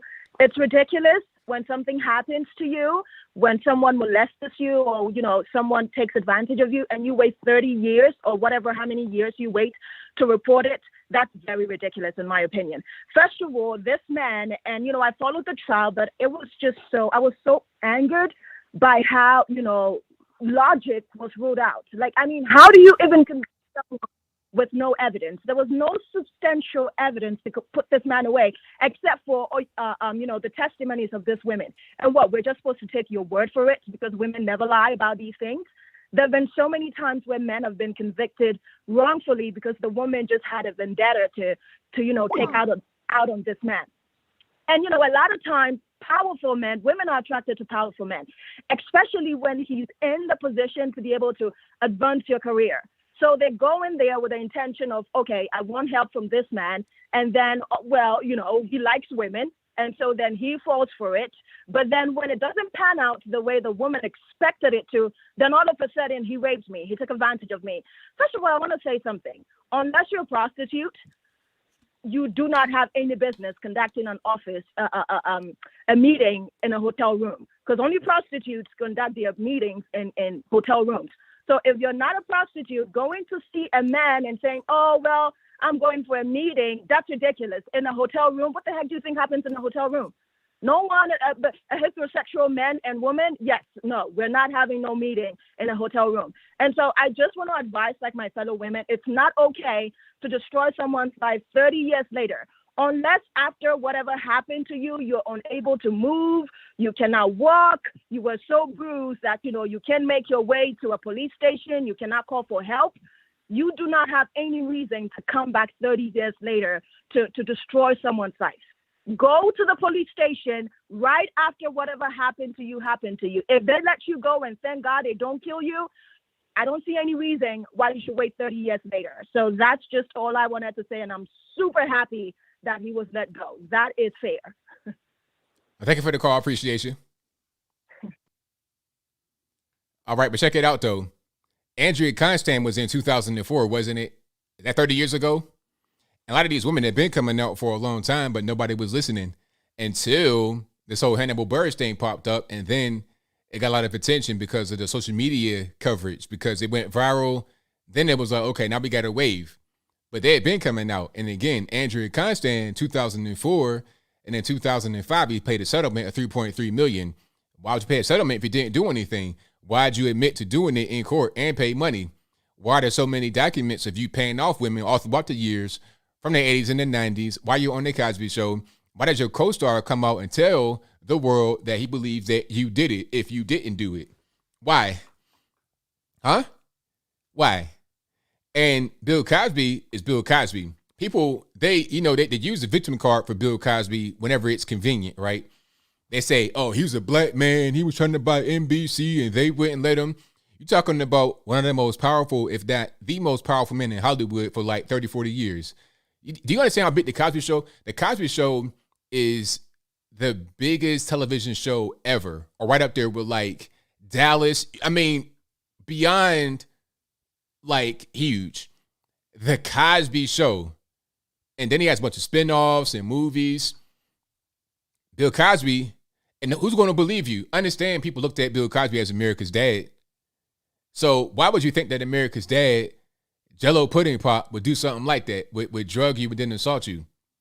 Why would he get on TV and talk about Spanish Fly and how it would just let you just do whatever? And it's so much out there, but people, they believe what they want to believe, and I respect that. But it is what it is. All right, let's get to some more calls here. 812, you're on the line. Who am I speaking to? Uh-oh. A little bit too slow to the trigger. Let's go to the next one. 860, you're on the line. Who am I speaking to? Hey, ABL, how you doing, buddy? Oh, well, how about yourself? Oh, not bad. This is F&A Ranger. All right, man. What's happening? It seems to me like the homosexuals are on the assault of America in general. And this is done by communism to destroy our moral fiber as a country, and that's how they win, by destroying our morals. Does it make any sense that Chicago has a young man killing young man problem, and they elect a lesbian who hates men to start with to lead the city and expect her to fix that problem that she doesn't care about from the beginning? I'm just saying, I'm not homophobic. I'm saying they're normophobic. I'm not transphobic. They're normophobic. I don't have any unrealistic fears about them because I control who I sleep with, and it doesn't do anything for me. If a woman doesn't do anything for a gay man, fine. That's none of my business. But by the same token, homosexuality does nothing for me, period. The whole purpose of sex is so the species can continue. So therefore, homosexuality is a self-hating, self-loathing practice, and that's okay. They want to do that. That's fine. Do it. But don't lay your problems off on me by calling me homophobic when, honestly, I don't care, period. But you're interfering with my life, and that's the part I care about. Does that make sense to you? Nah, it's making sense. You're right on it. Yeah, and as far as Bill Cosby, I got to say, if you're going, I don't agree with rape or sexual assault. I think we need to punish those crimes severely. I mean, the whole reason that they don't punish crimes is so when our elected officials get away with 15,000 counts of accidental deaths in nursing homes because we didn't know that you don't put highly contagious and infected people in nursing homes. You know, they know that in Africa with Ebola, but apparently we don't know that here in America. You know, we're supposed to be a first world country, but we got college educated people that went to law school that don't know that you don't put sick people in with the elderly. Yeah. All right. Okay. Yeah. I'm starting to get triggered like you, buddy. I'm going to let it go at that. It just doesn't make any sense to me to have a lesbian in charge of a city that has a young man killing young man problem and expect her to care. I don't expect her to care because she hates men to begin with. If that makes sense to you. I understand. It makes sense. That's all I got. Thank you for the time. Thank you for the call, man. Definitely appreciate you. Can't wait for you to run for office. I'm thinking about doing it up here in Connecticut just to give them a tumor. Thank you for that, man. Appreciate it. You take care, buddy. Love you. All right. Great call. Shout out to FNA Ranger. Great call. Let's get to the next one here. 901, you're on the line. Who am I speaking to? This is Missy. All righty. What's going on? I'm calling to respectfully disagree with your view on Bill Cosby, if I may. All right. Go for it. Okay. No, I hate to do introductions like this because it may seem like I'm coming from a place of authority. I have been sexually assaulted myself, and it resulted in conception of a beautiful daughter. However, I made it my mission in life that no matter what the rumor is to make sure, unless it's a deep gut instinct, that I understand what's being said and be objective. And I don't believe that anybody on either side was objective. So first things first, Bill Cosby was a card-carrying conservative for many years. I'm Black. The Black community did not like what he said. Now, he was a hypocrite, but they didn't like what he said. So when he continued to criticize, there was some criticism I think that we needed. Most of the Black community, particularly D.L. Hughley, had turned his back on him. And D.L. Hughley has a long history of talking trash about people, period. And I think it's up to, some people do clean comedy, some people don't, but that's besides the point. When it came down to rumors, and this is, I think, where particularly I disagree with you. Hearing rumors since you were a child, it doesn't make it true. Now, it doesn't mean there's no smoke and no fire.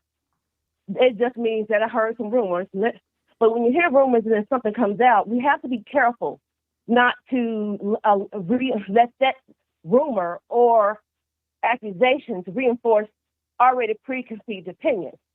Now, I take the position that if someone wanted to challenge me about what I just said about me being raped 17 years ago, they have the right.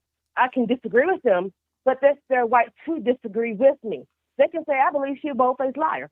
Because if you look at my sexual history was on trial, I have to be honest with you. I was out there. I was wild and I was bucking. It doesn't mean that I deserve what happened, but people have a right to their perception. So when it came to the Bill Cosby case, I told my girlfriend and said, hey, when I say girlfriend, not a lesbian, my good friend, it looks bad, it sounds bad, but I'm going to hold my peace. And what threw me off is Beverly Johnson, and you mentioned Beverly Johnson.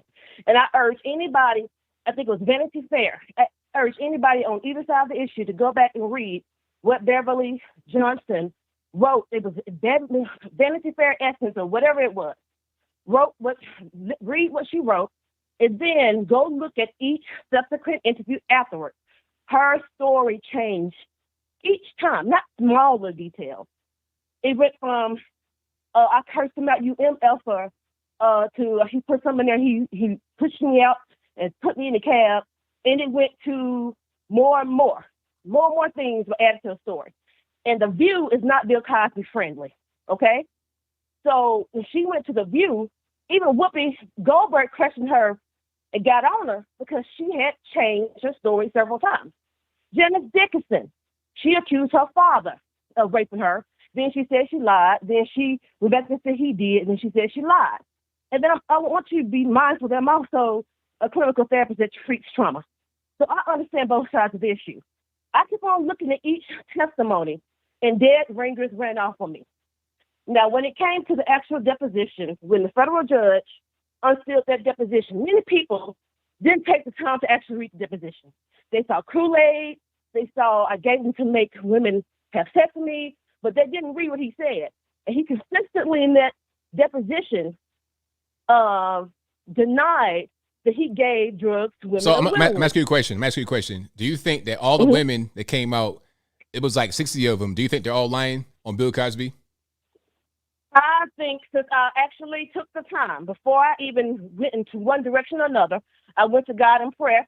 And everybody's not a religious person, and this is not a brag. Because I know the tendency of wanting to, gather and gang around on the side.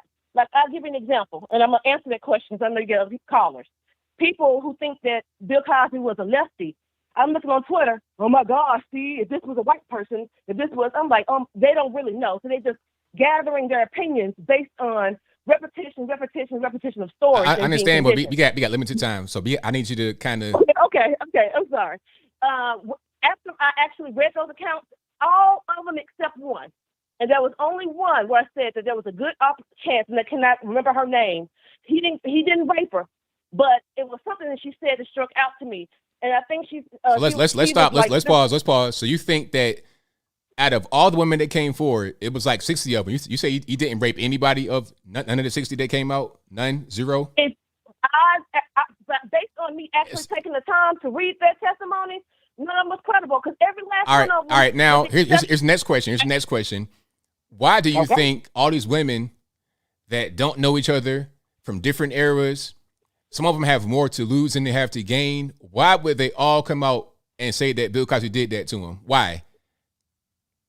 You have to ask them that. But I'm asking you for your opinion because you're saying wait, hold on, caller, wait, caller, listen. Now you say you don't believe him, but my question, since you have an opinion about not believing them, my question is, well, what's the motive? What is the motive for them coming out and saying this?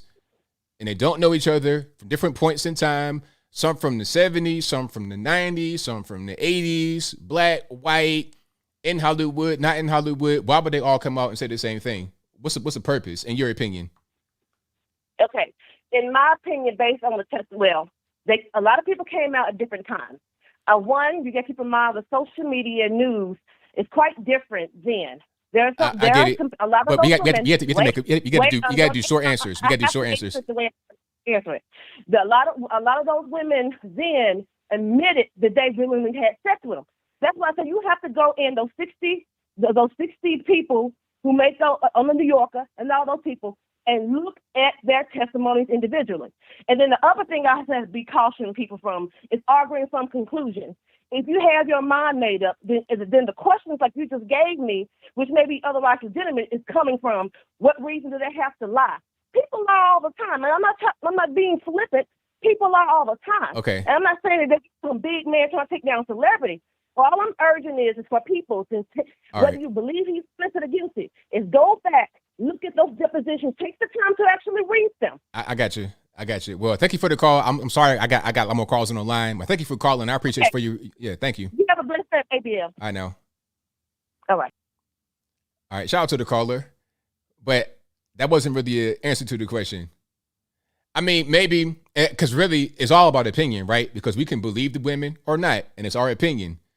But if you believe that the women, none of them were legitimate, everybody was lying, why?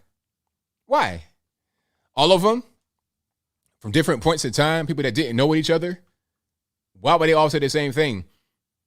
And some of them were saying, you know what? There wasn't even no point in trying to drug me because I was ready to go. Whatever you want to do, I'm ready. So there was no point in drugging me. Why'd you do that? You didn't need to do it. You just did it because it's what you do. I mean, but this is to me, this is all old information. This is real old. This is like years old. And people, I read one comment that said, just because you heard rumors as a child don't mean it's true. No, I mean, I'm hearing things that people are saying. It's not just me and what I believe from being a little boy. It's from what Hollywood has been saying, from co-stars of the show to industry people, comedy people. They're all saying the same thing. This ain't nothing new. So when the allegations came out from when the Hannibal Buress thing happened, I'm like, okay, that's old. Everybody know that. Next. All right. Let's get to some more calls here. 910, you're on the line. Who am I speaking to? Hey, this is Robert from North Carolina. All right, man. What's going on? Yes, I was wondering, do you think that Ron DeSantis could pull enough votes to win the presidency? I believe so. I don't see why he wouldn't. I think he could win. Okay. Well, in my opinion, I think he should definitely run for presidency. I think he'd be a great president. Oh, right on. He's doing excellent right now in Florida, running that state perfectly, beautifully. People want to go to Florida from all over the country. So I say go and become the president and make America, run America like Florida. Amen. All right.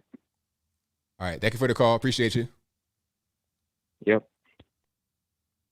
All right. Yeah. Shout out to Ron DeSantis. That's my favorite governor right now. I like Bill Lee out here in Tennessee as well. I like Bill Lee.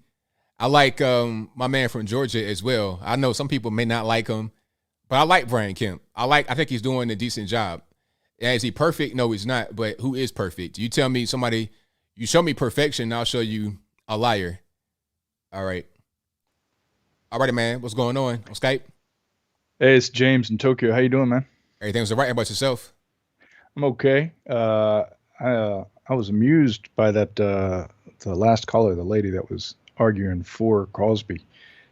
I have to say she had a pretty good point about you can't just believe people's opinion without having the evidence, because we don't convict on no matter how many witnesses there are if there's no evidence that goes with it. Granted, eyewitness testimony is one thing, but hearsay, and all that you were giving us was hearsay. So I want to hear a little bit more, because I mean there's a good argument to be made, because I don't think people are going to sit around and not abuse the power they have, and he had a lot of power. But you know, why would they all say the same thing?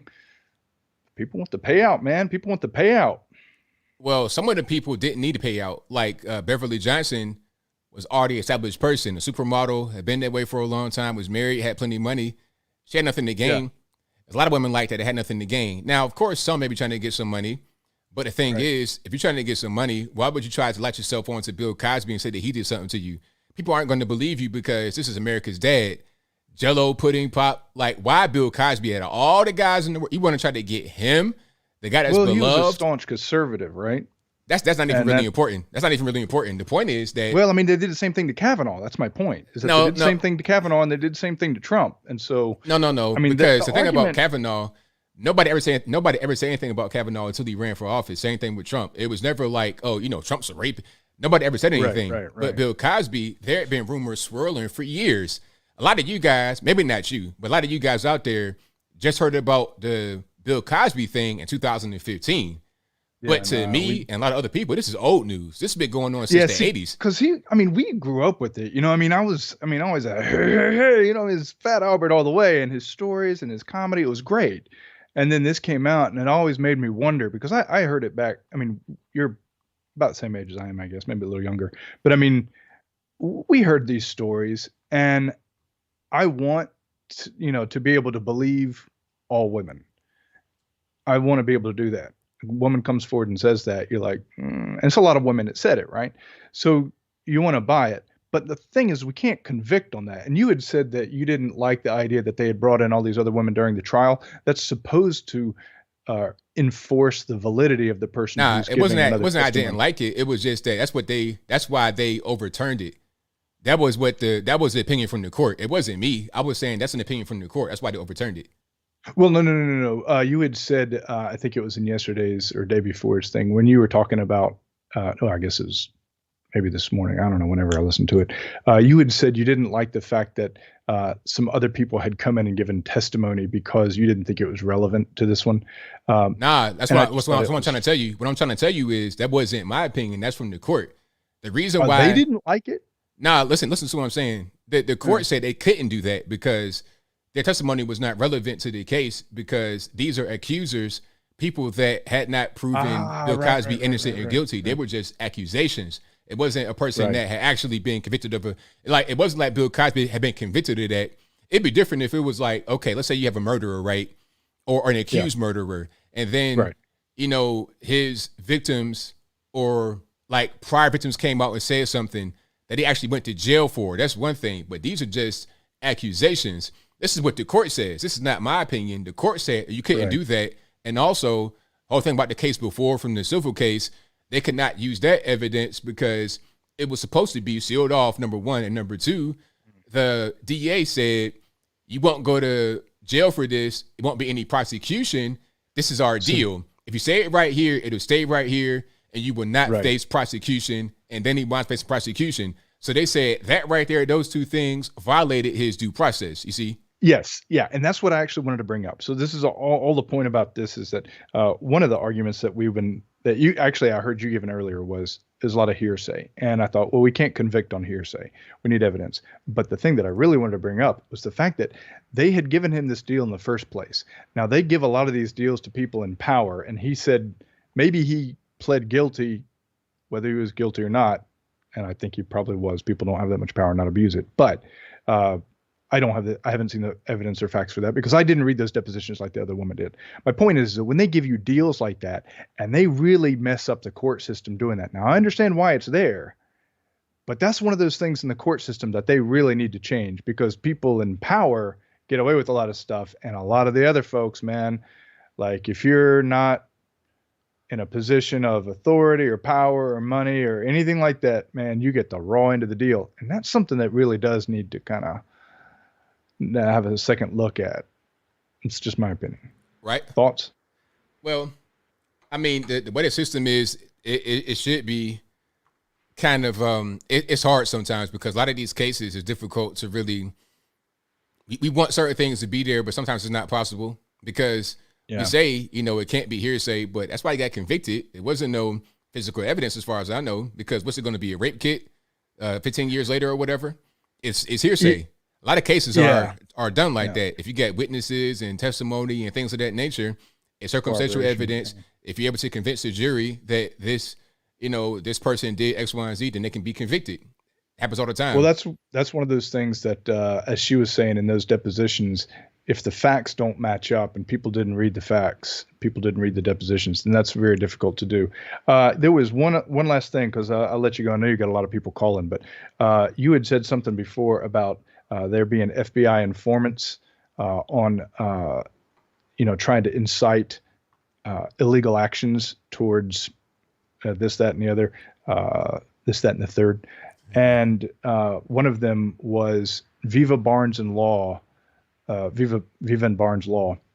Robert Barnes, the lawyer, was talking about how there are unindicted co-conspirators that are often FBI informants or activists trying to get people to do illegal things. And it turns out that a lot of these things are like pushed by the government themselves, and they don't want to get this out. That was a really good point that you had in that conversation. And I wanted to suggest go and read or go and listen to Viva Barnes Law. And then if you get the chance, go and read the book, The Devil's, crikey, I just wanted to recommend it and I forgot it. I have to bring it up, but it's a book about the formation of the CIA and what the CIA does to get people indicted and things. And it's a really disheartening book. I'll check it out for sure, man. Thank you for the call. Definitely appreciate you. Yeah, man. All right. Be good. All right, now take care. Oh, The Devil's Chessboard does it. All right. I'll David check it Talbot. out. Okay. See you. All righty. Shout out to everybody for tuning on in. If you enjoy what you're hearing so far, go ahead and get the video a thumbs up. Like the video, share the video, do all that good stuff. I appreciate you guys if you did. The number to call is 434-658-1220. Yeah, definitely. January 6th, the FBI was involved. People don't want to talk about Enrique Tarrio, Proud Boys, but it's paperwork, it's evidence, it's documents. You want to talk about evidence? The evidence is that in 2013, he was an FBI informant, got 13 people locked up. And on the night before the 6th, he gets picked up by the federales and or police. Now, why did he get picked on? Like, he was in D.C. and got picked up randomly. It wasn't any kind of crime he got accused of. He just got picked up. Why? Let's just put two and two together and figure out what's happening. Skype caller, can you hear me? Hello. Hello, who am I speaking to? Hi, this is Danny from London. All righty, man. What's going on? Yeah, I'm good. I'm a big fan of ABL, man. Yes, first time caller. Thank you for calling. Appreciate you. Yeah, just wanted to. I think your last show, I think you spoke about how you don't like talking about politics with friends and family. Yes. And yeah, I think I'm sort of trying to implement that in my life now as well, because yeah, I'm trying to obviously, because I've sort of recently got into politics and obviously doing a lot of research and stuff like that, and yeah, talking to friends and family about it, it's sort of because they don't see it from my perspective, they don't do the research that I do in that, they don't sort of share my beliefs. It's quite challenging, so I think it's about time I start sort of implementing what you was talking about before and sort of just backing off a bit, because it kind of feels a bit pointless sometimes. It feels like you're talking to a brick wall. Absolutely. And you know what? The thing about people that I know, friends and family, that aren't really into politics, or they kind of, if they are, they kind of lefty. If they're ready to talk to you about certain things, if they're ready to be civil and have a good conversation, they'll approach you. If they want to be uncivil and stuff like that, I stay away. But when they want to be civil and talk normal, okay, now we can talk. But anything beyond that, I don't start conversations with people, because a lot of people are not really educated about what's going on. They don't know what's happening. They have a really shallow level of understanding. So I just stay away from it. But when they're ready and they're civil, at that point you can talk. But before then, just leave it alone and have regular conversation. You'll do much better. You have much less stress on your back if you do it that way. Yeah, you know what? You're spot on there, man. Because because I don't have like social media, or I don't watch mainstream media. I try to avoid all that, and I have pretty much my whole life. And obviously, yeah, Trump is funny because Trump was the one who actually kind of got me into politics when he first ran, and just again the backlash that he got off of everyone and how everyone jumped on him, and that kind of just got me interested in it, because I was like, that's a bit odd, because for what I know of Trump was he was a businessman, and everyone sort of loved him, and all of a sudden he's like the world's most hated man. So yeah, so from that point on, I started diving into American politics and conservatives and Republicans and Democrats and all that, and that's what led me onto your channel and to all the other guys as well. And again, trying to talk to friends and family about it, but they kind of, again, just all sort of obsessed with mainstream media and think that everything they see on there is the truth and nothing but the truth. And so, yeah, man, I just appreciate, again, everything you do. Yeah, I'm a big fan. And yeah, man, I'm trying to take some of your some of your lessons, and I'm trying to learn from it, man, because, yeah, it's kind of stressful. I hear you, man. Well, I thank you for the call. Definitely appreciate you. All right, man. Take care, man. Take care. Yeah. Thanks to you. Great call. Yeah, just take my word for it. You don't want all the stress on your back. You just want to be nice and calm and cool and collected. There's no point having all that stress. Why? Like I said, if your family want to talk to you and they want to be cool and they want to just, be normies, then they'll do it. But until then, it's no point in doing anything else. It's no point in trying to convince them to see things your way, right? It's just simply no point. All right. But the number to call is 434-658-1220. Let me restart Skype right quick, because I know it's acting up. I could tell sometimes it's like covertly acting up. So let me go ahead and fix that right quick. All right. And then let's get back to it here. I think we'll be straight doing that. All right. I'm reading some of this chat right here. Now, Champ Owens asked me, what's my take on Kevin Samuels and modern women? I won't answer the second part, because that's a whole different story. But I know Kevin. So a lot of you guys have been here for a long time. Kevin, I've done some shows with Kevin on this channel. if you look, it's some old shows we did back in like 2017. So Kevin, I consider to be a friend of mine. I'm very proud of Kevin and what he's doing with his channel. So shout out to my man, Kevin Samuels, for sure. 678, you're on the line. Who am I speaking to? Hi, I got on again. Oh my gosh. What's going on? Okay. Hey ABL, I just wanted to ask you. This is Tiffany. I just wanted to ask you, what are your thoughts on? I don't know if you watched the BET Awards. I saw some of it on social media. Yeah. Okay, I didn't watch them. I watched some other people's video. I don't watch BET. But what are your thoughts about the way they are trying to promote this LGBTQ, especially homosexuality on young black boys, black men, and then you got the whole Cardi B thing with, going out there twerking and, all this kind of stuff. And they're just really promoting this savage image for black women and this soft, feminine image for black men.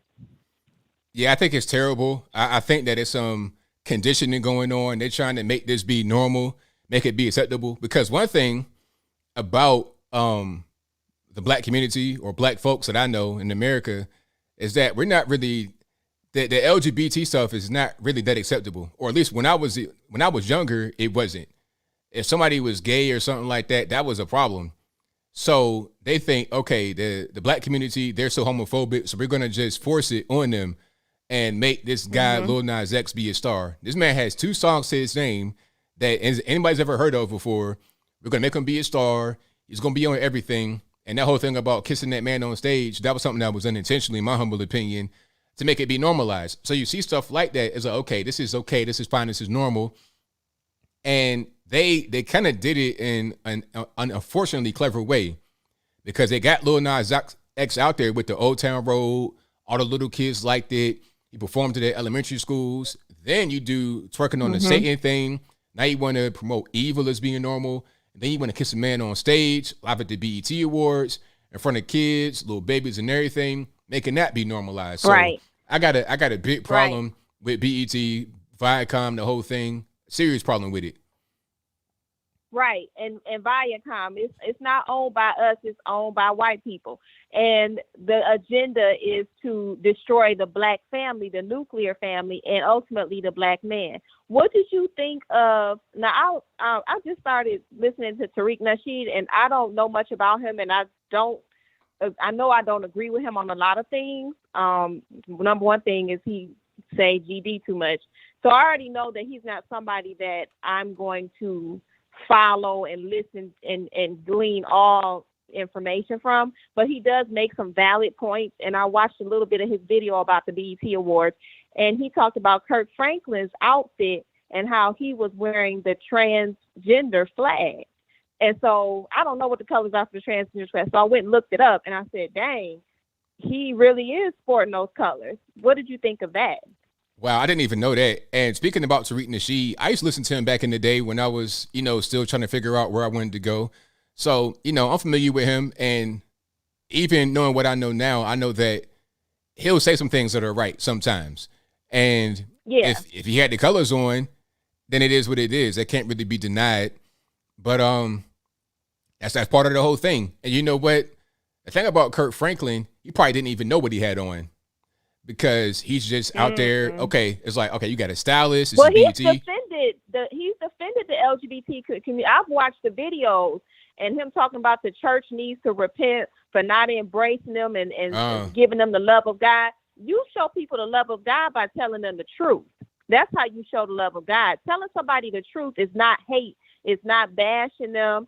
It's not acting in love. Love tells the truth, and the truth sets you free.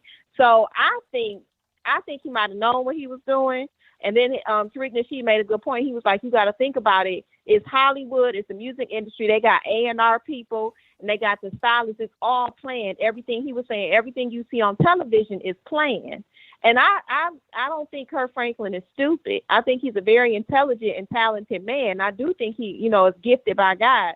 But these people, they know what they're doing. And even if it's just to win, people to win on that side, because Kirk Franklin has spoken out against the church about speaking out against homosexuality.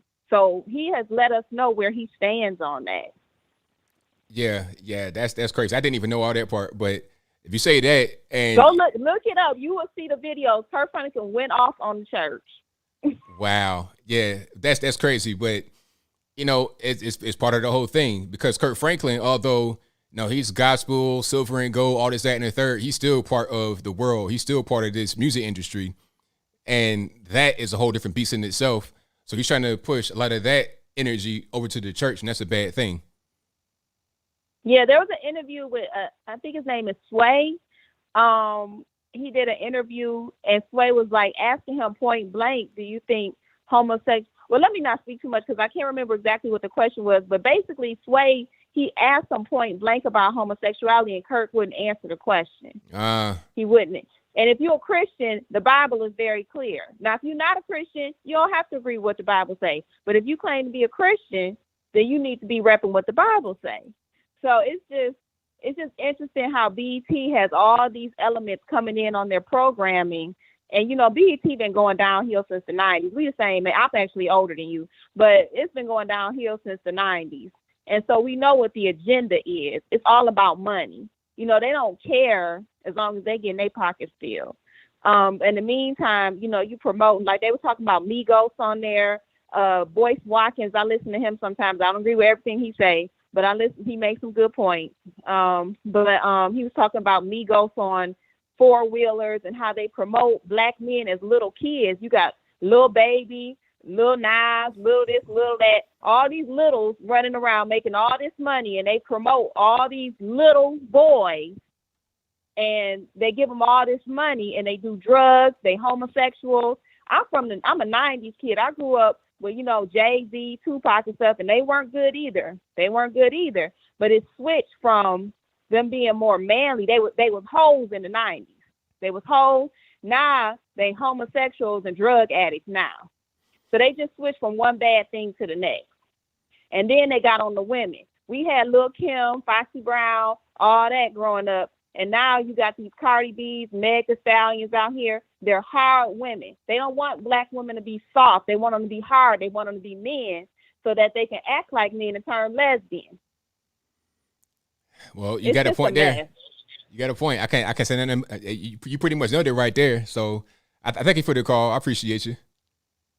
All right, ABL. Be blessed. All right, now. Very good point. Very, very good point. A lot of these rappers are promoting drug use like it's a cool thing. I remember back in the day, the rap wasn't good, and it's still not good. Like the messaging is not good, but the messaging has changed. Back then it was, okay, I'm the biggest drug dealer in the world. I got all the money. I got all the ice. Now it's, I'm a crackhead and it's fun. And one of the main guys, speaking about all the littles, Lil Baby, the biggest rapper out right now, but also he's hooked on lean, which is like an opiate derivative, right? So you're like a heroin addict and you're the biggest rapper in the game. And who was Kurt Franklin doing the introduction of the BET Awards with? You guessed it, Lil Baby. So you're a gospel singer, right, Kurt Franklin? And you do the opening of the BET Awards with a guy that admittedly drinks lean, and that's just what he likes to do for a living. Hold on. Matter of fact, here's a picture of Mr. Silver and Gold himself and Mr. I like to drink heroin because I'm a crackhead in 2021. Hold on. Matter of fact, let's put it up. So that's them right there. That's Kirk. And then that's Lil Baby right there with the hair. All right. So it's weird. This is why modern music and stuff like that, the 80s was probably the best music. And the crazy part is that I think all throughout music, there's been a lot of drugs and stuff involved, but maybe they didn't just say, hey, you know what? I like to do drugs in my music. They just made music and it was it. You didn't have this negative message in the music, but I digress. I don't want to go down that rabbit hole right now. So I move on. 857, you're on the line. Who am I speaking to? 857. This is Mr. Logan. Yes, it is. Who am I speaking to? How you doing, Mr. Logan? How are you? I'm great. About yourself? I'm doing pretty well, thank you.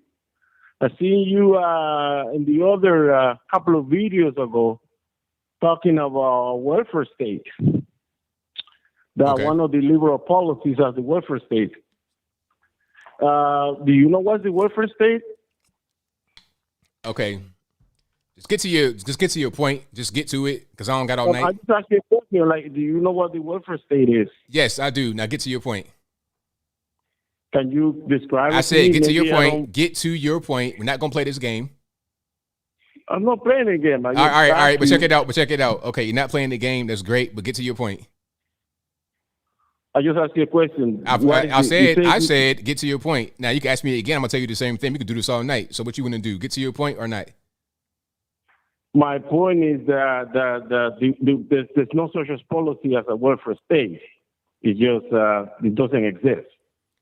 Okay, so when you're talking about, when I say welfare state, what I'm referring to is all these programs, all these programs that are given to people that they don't actually earn. All this money that they get to people, welfare includes EBT, WIC, TANF Section 8, food stamp program. And right now, I think this whole thing with the stimulus checks, the extra unemployment, that's also part of the welfare state. And to a certain extent, even child support, that's part of the welfare state too. But that's a different story. And I'll move on from that. But basically, the money people get that they don't earn, that's part of the welfare state. And that is what kind of subsidizes all the failure. Because it's like, what's the motivation to go out there and do more for yourself when you have money given to you every month for doing nothing? Okay, so giving money to you for doing nothing. Okay, so now that's where you got it all wrong. Okay, tell me which program give money to somebody for doing nothing. TANF. Huh? TANF. Do you know what TANF is? TANF? TANF. TANF. No, that program has been regulated since 1994. So do you do anything to get it? What do you do to get it? In order to get welfare payments for the child. That's what you're saying. This is what you're referring to, right? It's being modified since 1994. Do you know about welfare reform? You remember that? But you're not talking about. Are you talking about TANF? What are we talking about? Well, that's really the same. It's like you will get X amount of money per child. That's the program that you're referring to, right? Well, sort of, but go ahead. It's the same program, yeah. That's the term. That's the you give me the how you call it the signal, whatever. But that's not what it is. In order to get that to get funding for that for the child, actually you're only getting for one child. Before 1994, you were getting for multiple childs. You're only getting for one, and in exchange, you have to be in a program. You have to be studying. You have to be either being in a training program or you have to be in an internship. So it's not free. It's not like you just sitting at home and getting it. So it's just not true. So what is the other program that you get for free? You can get TANF for not doing anything. Like you could sit home and just get money all day. People just sit home and get money all day from the welfare state, food stamp program, SNAP. Well, food stamp is different. Okay, that's different. Oh, okay. But again, so for food stamps, you can just get that by doing nothing, right? Yes or no? Food stamp is a little bit. Yes or no? Yes or no? Yes or no? No, not really. Not really. Yes or no? Not really. Okay, no. What must you do to get food stamps? True. Well, but you generalize that food stamp just getting nothing. What must you do to get food stamps? If you disabled. If you disabled, you can't work, right? What must you do to get food stamps? Huh? What must you do to get food stamps? You cannot just get food stamps. So let me ask you this. So can you go? No. Let's not ask you a question. Answer the question. What must you do to get food stamps? Answer the question. Well, you have to be unemployed. You're unemployed and you're looking for work. No. I did not ask you what your status must be. I said, what must you do to get food stamps? You have to be in a program. It's not exactly free. Nothing. So how about WIC? Do you know what WIC is? Yeah, I know what it is. So what must you do to get WIC? You have to have a child under 5 years old. So what must you do to get WIC? Physically do Well, if you have a child and it's what only must 5 you years old, it's a physically temporary- do? What must you go out in the world and accomplish? What must you actually do physically to get WIC? But it's for the child. I mean, What it's must not for you? the I adult. ask you one last time, and then if you don't answer, then I know my answer. Nothing. What No, must but you do you're to not- get WIC? you're Nothing. just Okay. not true. So you do nothing to get WIC, nothing to get SNAP. How about Section 8? How about that? What must you do to get Section 8? You have to be working. What must you You do have to to be get working it? to Is get there anything Section 8 because special you have to you pay got to do your to get rent, Section right? 8? But you have to be working. You have to be working. It's just not true. All the Okay, you're saying is all just right. not true. So at the end of the day, what I'm saying about the welfare state is that You just people, make stuff up. at the You end of just- the day, I'm gonna talk now. You be quiet. The welfare state incentivizes people to sit on their hind parts and do nothing and just get money. This is why after the Great Society, Lyndon Baines Johnson, families have just taken the nosedive, black and white. Now, some numbers for those that are out there listening. In 1960, the black community had an 80% two-parent household rate. So 2 parents married before they had a baby, right? And at the same time, whites had a 95% two-parent married household rate. So 95% of them were married before they had the baby. Whether that was a shotgun marriage, whether they planned the baby, whatever it was, they were married before they had the baby. But now, 2021, there's right around a 75% single-parent household rate in the black community before a baby is born. And among whites, that's dipped to about a 25% single parent household rate before babies are born. So it's much higher in blacks than it is whites, but they both have increased a lot. So this is the welfare state, because why go out there and get a man? Why get married? Why have a family when Uncle Sam can pay for everything? When I can get free this, free that, and free that. That's why I say the welfare state is a bad thing. Now, what's another reason why the single parent household rate has gone up so much among blacks and whites? Why? Could be because people are not committed to marriage. But why has that changed from 1960 when they were to now when they're not? Welfare was since 1930s. Why you keep talking about 1960s? Lyndon Baines Johnson, Great Society was 1960s. It started in 1930s on the FDR. So the question is simple. The question is simple. Quiet, sir, quiet. The question is very simple.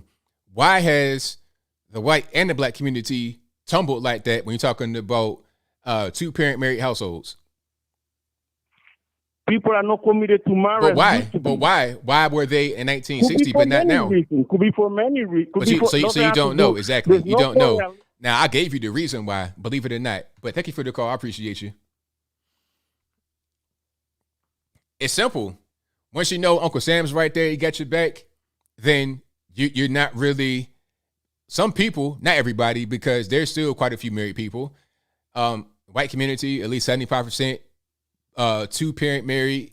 Unfortunately, it's backward in the black community, 75% single. But people still get married. But some people say, you know what? I have Uncle Sam that has my back. Child support, that's part of the welfare state too.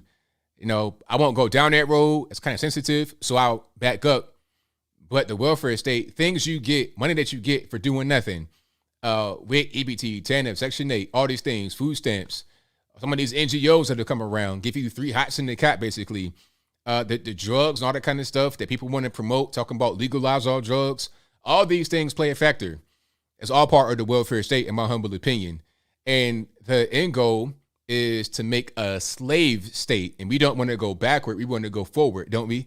We don't want to go back to slavery time where you had a slave class and the upper class and regular poor people trying to make a living, trying to just scrape out, trying to can some food for the winter. We don't want to go back to that, but let the liberals have it. Let the elite have it. We'll go back to that. All right, let's get to some more calls here. 540, you don't learn who I'm speaking to. 540, yes. Okay, so my name is Grayson. I'm from Virginia. I'm 12, and I'm biracial, and I have a white nana. And I'm sitting in the living room right now, and we're watching you. And I always wonder how was America supposed to be the number one greatest country, but now it's turning into the last. Well, I think some people in the country want it to be that way. Maybe they hate America. They don't like what we stand for. It's strange because they still live here, but that's a different story. Maybe they want to have different classes. Maybe they want to be at the very top. They think, and they're wrong to think this way, but they think if they do some of these things to damage America, that they're going to be the ones who are the leaders.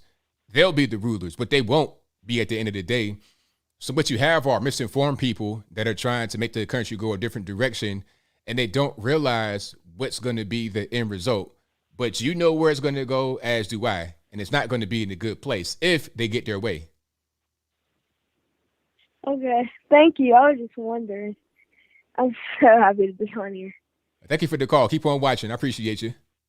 Okay, you're welcome. Thank you.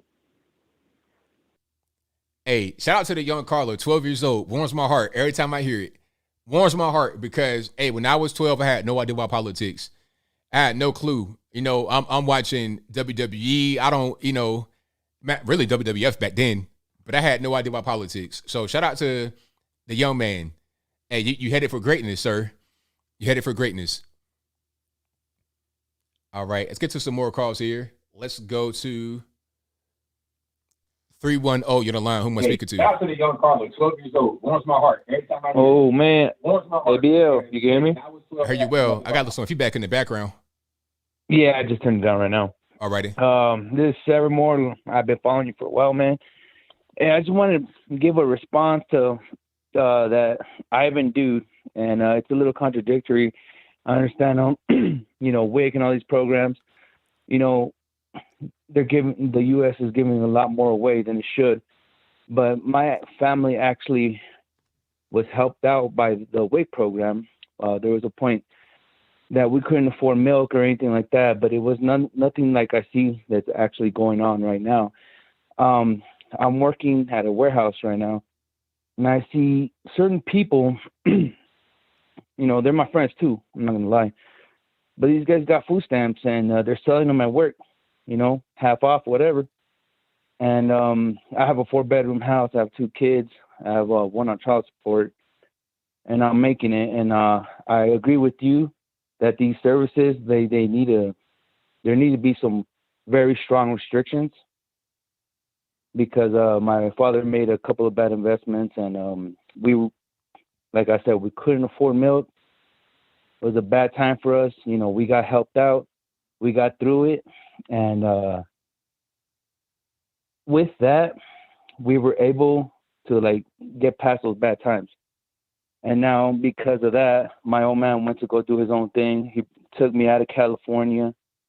I'm in Colorado. I'm looking to leave that now, maybe to Texas or something. But I 100% agree with you. All these services out there, a lot of people are just taking advantage of it. Why go to work? Why do this? Why do that? I show up every day, and I have my old man to thank for that. And he had that help, but it was honest. He needed it, and that's all I had to say about that. I think that Ivan dude, he's 100% wrong. I think there need to be much harsher regulations on any aid given to any legal citizen. Right on. That's why I just wanted to throw that in there. Thank you for the call. I appreciate you. Yeah, man. Appreciate your show, and keep going on. Thank you, man. Great call. Yeah, the thing about it is, see, it's one thing to get help temporarily, and I think even that can be handled outside of the government. You got all kind of churches and charities and food banks and everything else. So that can be handled beyond the government. But temporary assistance, that's one thing. But the problem is it becomes a whole hustle. I come from that environment. I done seen people have a whole economy selling these food stamps. In California, it's real big. Because I hear, I got family over there. I hear the whole thing. A lot of these girls, they say, okay, I don't make enough money. They might have a little job they work halfway or no job at all. They get in this government assistance. But really, they babysitting everybody's kids. They're getting paid to do that. They doing hair. They doing all types of stuff on the low. that you don't know about. Get money over here, over there. They got all kind of stuff going on. I heard you could buy hair weave in California with EBT, with an EBT card. Because the way it is now, they put all your benefits on one card, including child support. Did you know about that? They put it on one card. All your benefits go right there. So whenever you just go on to buy whatever, you can just get it. This is why on the first of the month, back in the day, especially when I was just with no money, I never had government assistance. Even when we were in the ghetto, in the hood, never had that. We just didn't do it. My mom worked, my dad worked, but I digress.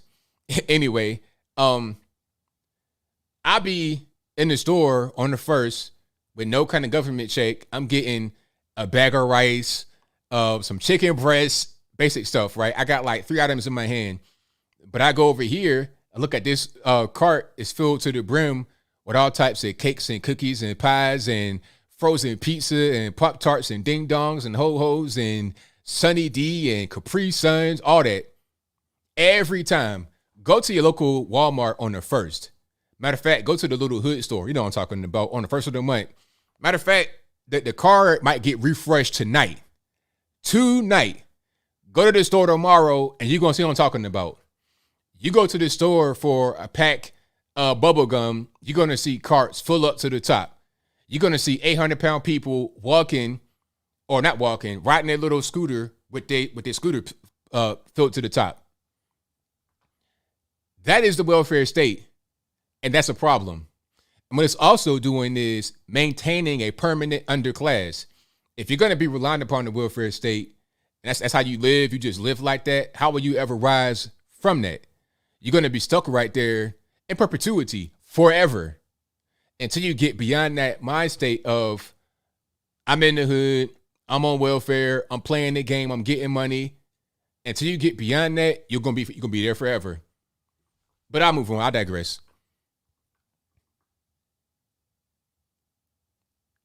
Mixed Girl POV, what's going on? Hi, how's it going? Everything's great. About yourself? I'm doing good. Thank you. Well, thank you for taking my call tonight. I was actually going to share a different comment, but then I just felt impressed to go ahead and share something else because someone shared their idea in the chat. So changing the script. But anyways, I want to change it up from Cosby. He's been taking up a lot of the chats. So no Cosby. Gotcha. Not right now. But what I did want to pick your brain about was an idea that came to my mind a few days ago. I've been, I did a video, about Gwen Berry and all that fun stuff. And basically most of the people agreed in the comments on the video and on my Instagram, but there's some haters. But anyways, when I was dealing with one of the haters, I was thinking, how about this? What do you think if we, I and others of us, we call them anti-American Americans. There's a lot of anti-American Americans, and I would throw Gwen Berry in that bunch, AOC, and a whole bunch of other people. But what if true patriots, Americans that are actually proud to be Americans, what if we came up with like some kind of a fund that we could fundraise, and put it all into a really big pot? I'm not exactly sure how to do this legally or whatever. We might have to get some lawyers together and things like that. But basically, the lawyers will come up with a contract for all the anti-American Americans who hate our country so much. I think we should help them with a one-way ticket out of here. They can get to stepping and don't let the door hit them on the way out, because we have just too many of them. There are a very tiny percentage of Americans who have actually decided to leave our country for various reasons, right? So I give applause to those people. At least, they put their money where their mouth was and where their heart was, and they said, heck, I want to leave. And they've left. But we have a lot of people who hate our country, who live in our country, who are Americans. So I think we need to see about helping them get on out, and they can go to some place, but they have to sign a contract saying that they're not coming back. So, so what do you think? What are your thoughts about, somehow we figure out a way to kind of encourage these folks to leave? I say go for it. That's my thing, because they hate America so much, talk about America being the worst thing in the world all the time. It's like, all right, well, check it out. Hey, I have the solution. I have the remedy. We have a fund set aside. We got all expenses paid, one-way ticket, first class to wherever you want to go. Now, they probably want to go to Canada or to Finland somewhere because they say that they hate the white man, but they want to go to white countries more than anything. It's like, why be racist? Go to Jamaica. They speak English in Jamaica. Now, it's a little bit choppy, but you can speak English in Jamaica, and it's fine. Don't worry about the violence and whatnot down in some of the outside of the tourist places. You'll be all right? Because the people of color and you're an ally, you can be just fine in Jamaica. Why not? So they can go there and it'll be all right, and then problem solved. Makes sense to me.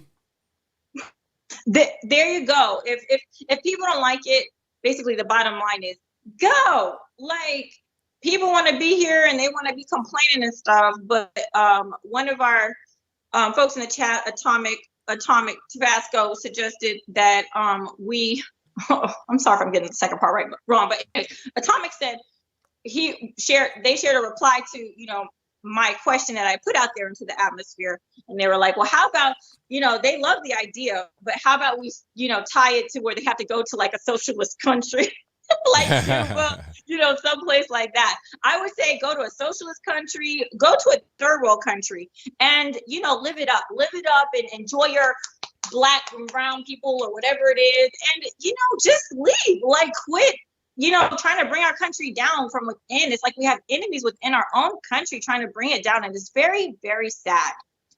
That's right. You right on it.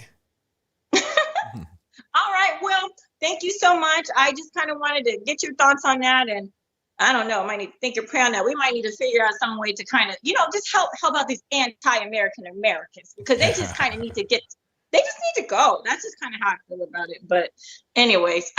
Well, thank you so much, ABL, for taking my call. I appreciate it. Take care and God bless. Thank you for the call. Appreciate you. Thanks. All right. Shout out to Mixed Girl POV. Mixed MIXED POV girl. Mixed Girl POV right here on the YouTubes. All right. And you guys go to sub to her. We got a few more on the line here. My Jamaican accent, I might splash it on you just randomly, but I don't have a phrase to say right now. I don't want to say nothing that's like in the bumble. I don't want to say like the typical stuff. I want to say something like a real phrase. All right. Let me get to some more. Let's go 775 on the line. Who am I speaking to? Oh, hey, Anthony. Oh, my God. I went right through. That's awesome. I just wanted to give you a quick call, say thank you for all the work you do. Thank you for all the stories that you dig into. Thank you for all the people that you cover. Listening to your podcast has really been kind of like my guiding light, man. It's like, luckily it hasn't really been all too bad out here where I am right now, but seeing it on social media, hearing about it all the time, hearing people, just trash our way of life, really, and when we're like pretty much the most spoiled people on the face of the earth, and they don't even appreciate it. And I kind of like have like a little bit of inside information because I kind of grew up as the spoiled child in my own personal family, so I could kind of understand where these I understand these people's mindsets. They're like so spoiled that they can't even see how good they have it. But yeah, I also want to say that for that last caller, that female caller, saying that we should like start up GoFundMes for people that really want to leave. That's like a brilliant idea. But yeah, I just want to give you a quick thank you. Thank you for all the work you've done. Thank you for all the stories that you've covered. Thank you for just kind of like being like that breath of fresh air and being like so supportive of all of our country. And, it belongs to you. It belongs to me. It belongs to everyone. And, I believe that everyone has the right to speak their mind, but also at the same time, it's like, if at the end of the day, you can't appreciate the freedoms that we have, you should leave.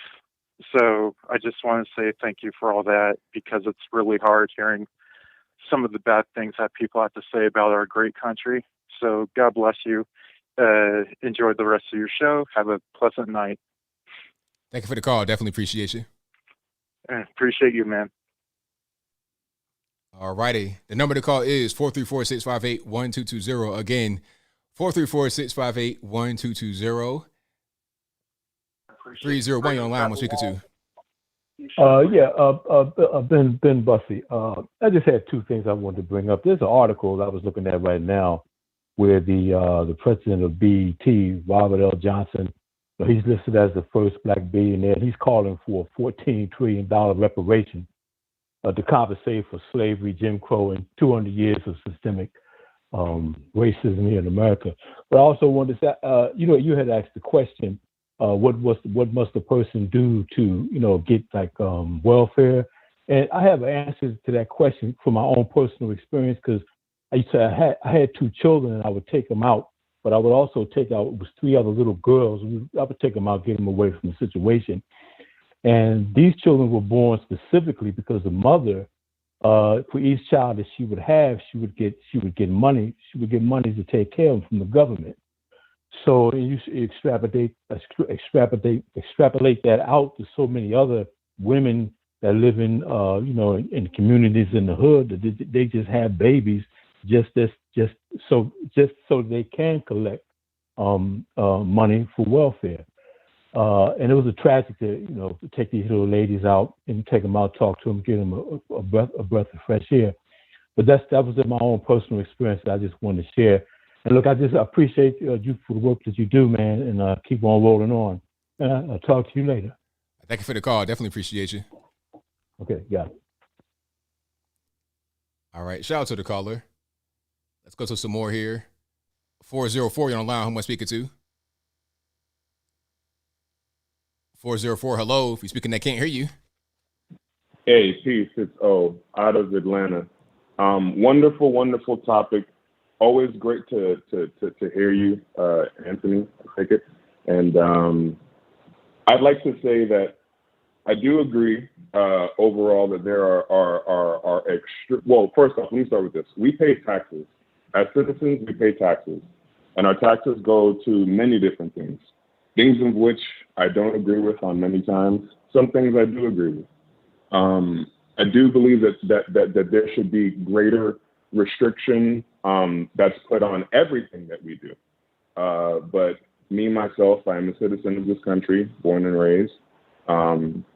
And I've benefited from some of these programs at times when my family definitely needed it. As a man, though, it'd be very, very hard for someone like me to be able to get a program of such without, it'd be hard for me to get that program, period. It worked out for us and my family because we were a single family, of course, and the system is designed to propagate such things. But I will say that it's a beneficial system, and that it shouldn't just solely be treated as there are just people who are just living off of it and taking advantage of the situation. Yes, there are those people, but there are also people that are taking advantage of the different tax loopholes that we have, and they do the different things that they do with that. And I don't believe that the program itself should be, cut or whatever. I will say, Anthony, I'm just getting onto this call, or rather this show, and this is my first time ever calling into any of these YouTube things.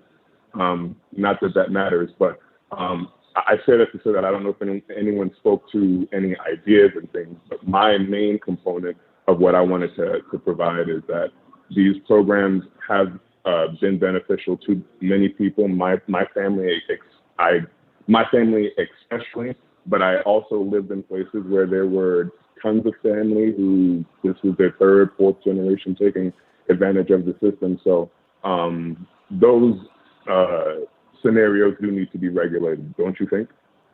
Yeah. Now I'm gonna ask you this: do you think that this system, this welfare state, has done more harm than good?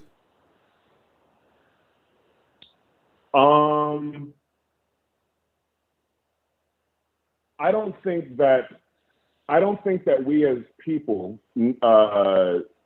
regardless of what your nationality, citizenship, period, should rely totally on government for anything. Government is of the people. That is what it is. It's unfortunate that it's not expressed that way in an altruistic sense. But that is truly what it is. I don't think that it's done as worse as some of the operations that we've done in different countries. I don't think it's done as worse as some of the operations that we've done within our country. I mean, I understand that part, but my question was, has it done more harm than good, in your opinion? No. If that's the question, and I see how you treated that other guy, I don't know what his name was, but he was definitely evading the question. I'm not going to do that with you. I respect you, brother. So the answer to that question is no. I do not believe that it's done more harm than good. No. Well, not the program itself. Okay, I mean, I'm like the welfare state in general, because like I was saying earlier, I mean, look at how the family is disintegrated. Why is the family disintegrated so much since the 60s, when Great Society, LBJ, when that was brought out there, when the civil rights, all that kind of stuff happened? It's like the country has taken a nosedive among blacks and whites. Totally. So Absolutely. I agree. Is that because of the welfare state, or is it something else that happened? No, God, no. Or forgive me. I don't mean to be disrespectful to anyone in using that name or you know. Anyhow, but no, I don't think that. No, I stand firm in what I believe, and if you'd like to hear me provide some backstory, I've done some work in government and have seen different ways that our money has been squandered, our rights and the authority that we give these people are taken advantage of. So I'm not one to say that, hey, we're doing everything correctly, but I do not believe that the welfare state is the crux of all the issues that we have. There's so much more that is the issue. And my lead part to that, or what I'd like that to surround, is the fact that, going back to, we cannot give government that much power. When you say, hey, is government the reason for all these things, or rather not government, let's go back to the subject, is the welfare state, as you said, is the welfare state, the has to make it worse. Is it the reason for all these problems? No, we can't put it just solely on that. Regardless of whether or not a mother can get, let me phrase this differently. Regardless of whether or not a family can receive benefits, that father should be in that child's life, or that mother should be in that child's life, and that has nothing to do with government, because no matter where that child is born, that child should have that. In a perfect society and in a perfect situation, that child should have that, and that has nothing to do with government. These are just things that have been brought it on, and of course, yes, they are a debt to society in a sense. You know, we pay taxes for it. We also, ABL, I stress, pay taxes for things that we just don't like.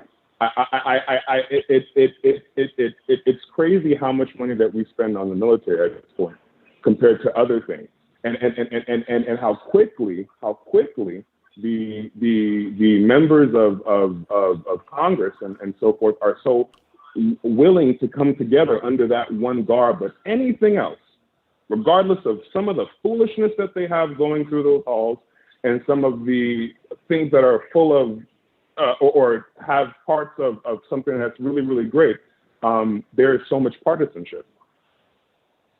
So, there's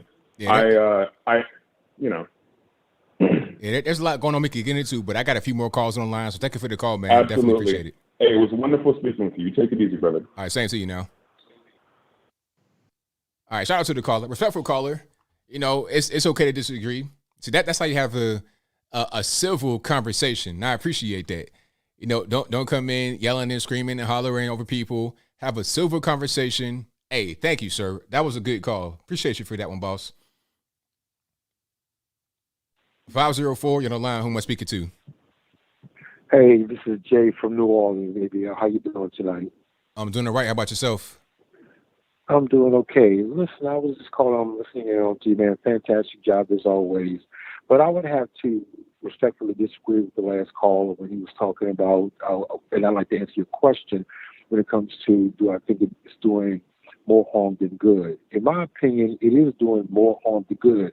I think what you were saying is that it's not doing any good, but if you had a decision to make or a choice to make, whether it's doing more harm than good, what would you decide on? And I would say that it's doing more harm only because you have people out there. Now, when they decided to do this, in my opinion, they may have started out with all the best intentions.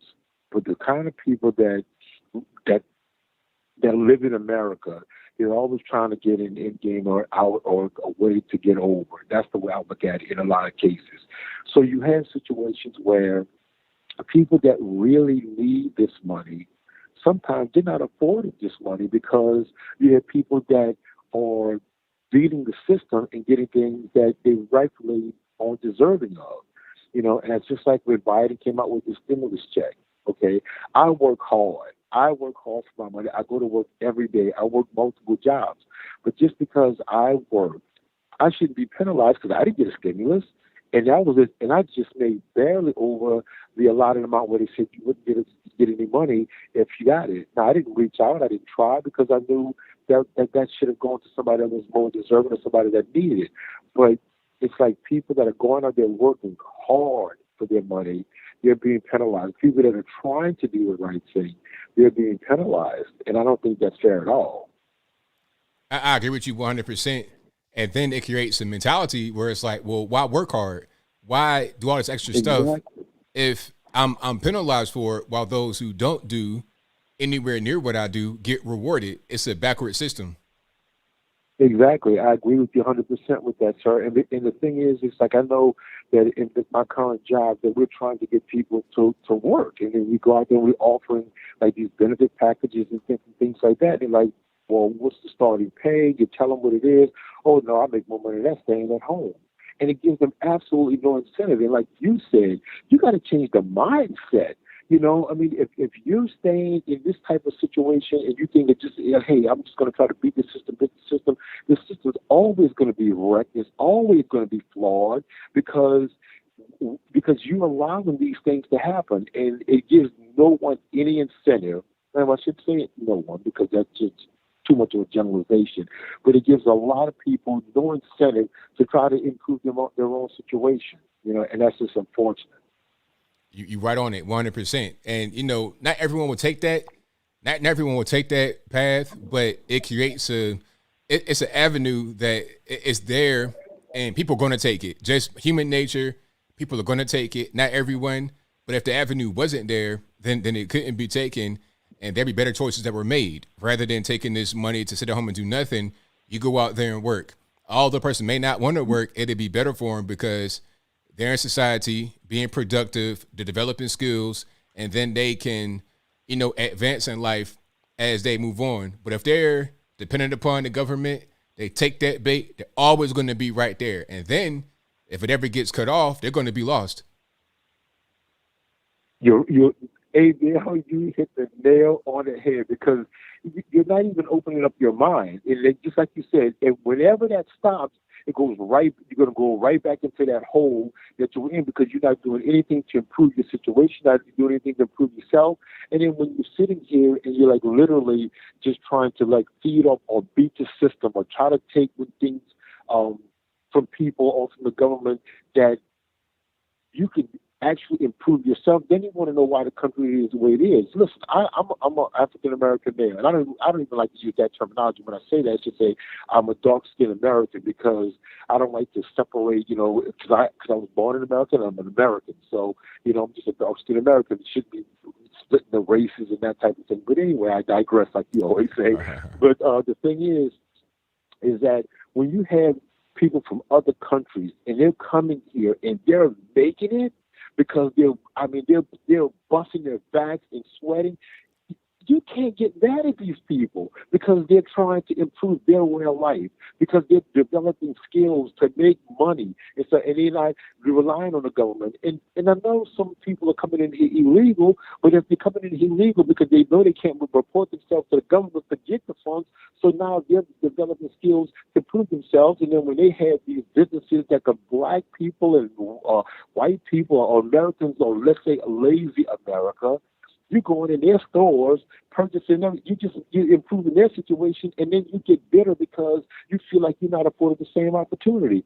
This is the land of opportunity. It doesn't get any better than that. And just like the young lady earlier that was saying, let's get a GoFundMe or something like that and get ship them out of here. Well, they're going to take that GoFundMe money, like you said, ABL, be at Walmart or whatever, and have baskets full of ding-dongs and hoo-hoos and ha-has and all of that kind of stuff, and they're going to use it for something other than what it's supposed to be used for. Exactly. Right on, man. Well, hey, I thank you for the call. Definitely appreciate you. Great call. Yes, sir. Yes, sir. Take care of yourself, ABL. All right, now, same to you. All right. Great call. Great call. Yeah, I mean, the welfare state is really a serious issue. 860, you're on the line. Who am I speaking to? Hey, Anthony, it's Sonia. How you doing? I'm doing all right. How about yourself? Okay. I think the person that was talking before me there was speaking on welfare. Yes.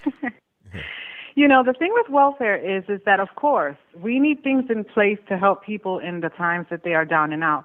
There are countless people that can say they had to get on public assistance. They needed all of that stuff until they got their act together, went back to school, even got free tuition, all that. But the thing I don't understand is that while we have all these programs to help people with, you know, medical or food or childcare, whatever, which is great, though it should be temporary, how come we have such an emphasis, you know, on programs now for, let's say, LGBTQ and protecting trans kids and all these other things that they want to put money into, but they never say, well, while you're on welfare, while you're getting your life together, let's work on the family unit and teach them skills that they need or whatever it is to improve their quality of life. It's as if all they care about is your sexual orientation and your pronouns. That's a very, very good point. You know, it's almost like they just want to indoctrinate you into certain ways that they want you to be and think and believe rather than just trying to help you improve as a person.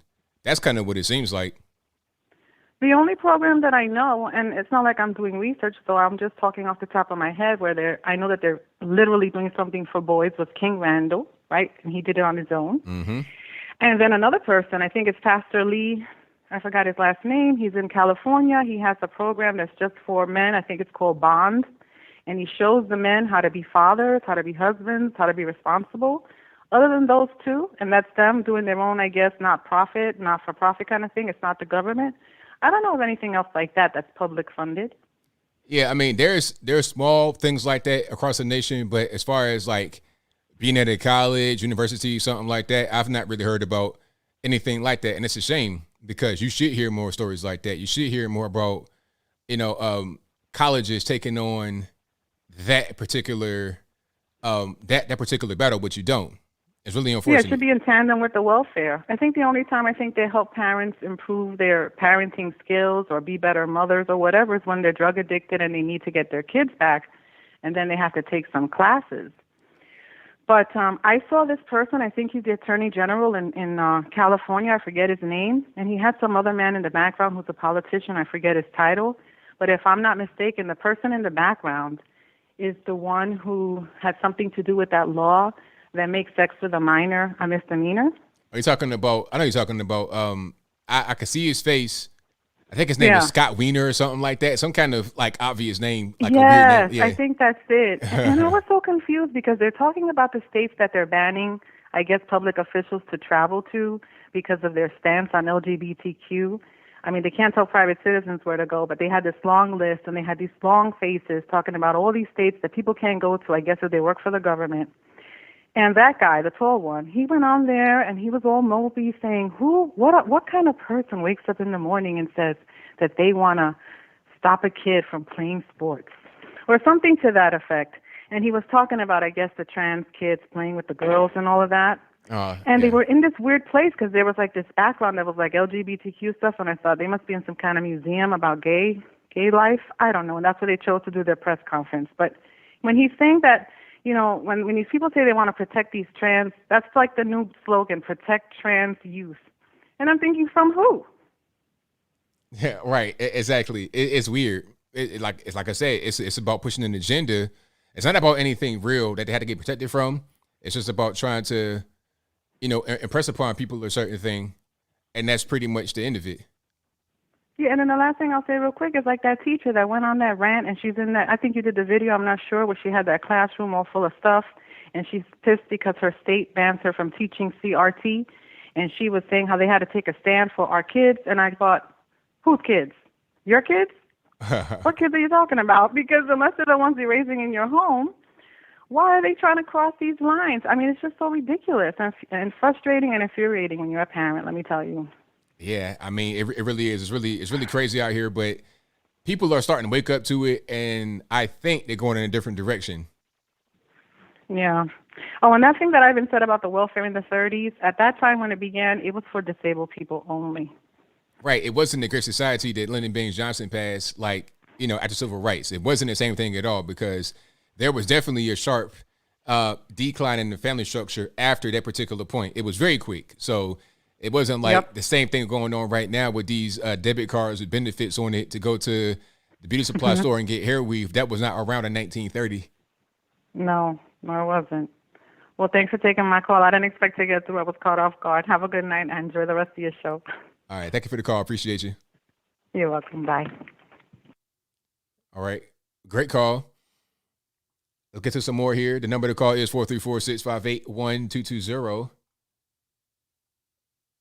Skype caller, who am I speaking to? Hi, is my audio okay? Your audio sounds fine. Okay, all right. Hold on, let me just move over here so I can hear you better. Okay, hey, Anthony, how you doing? Everything's right. About yourself?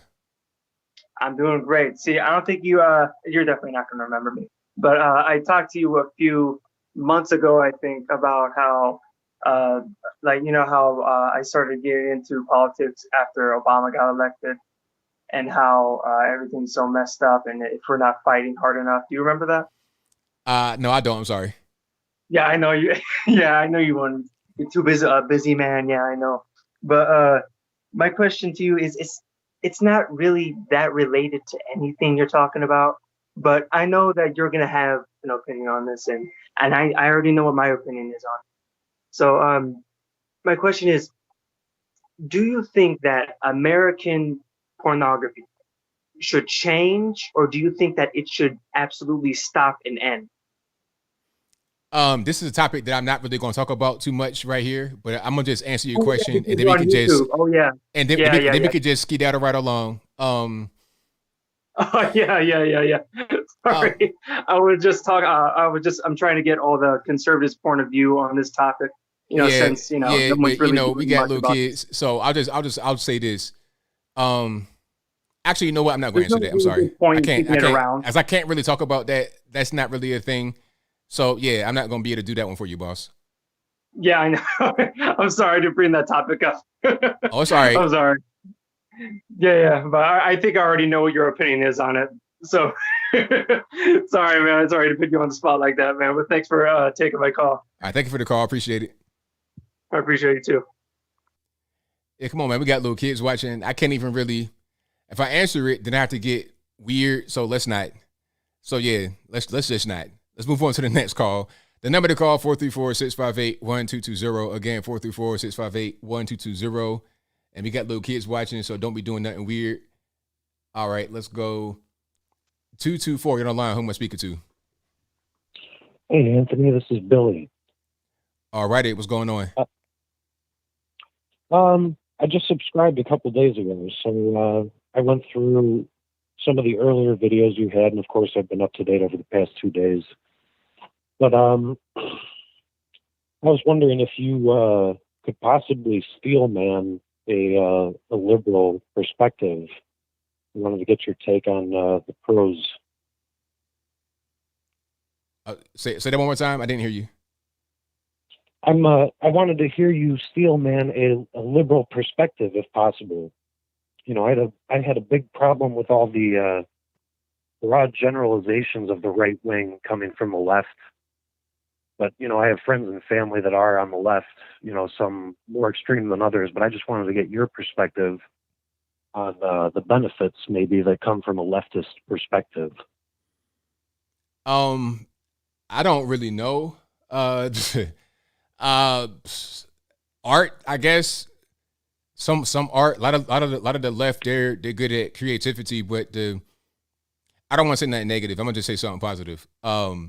Some art and creativity. I don't really know what else, honestly.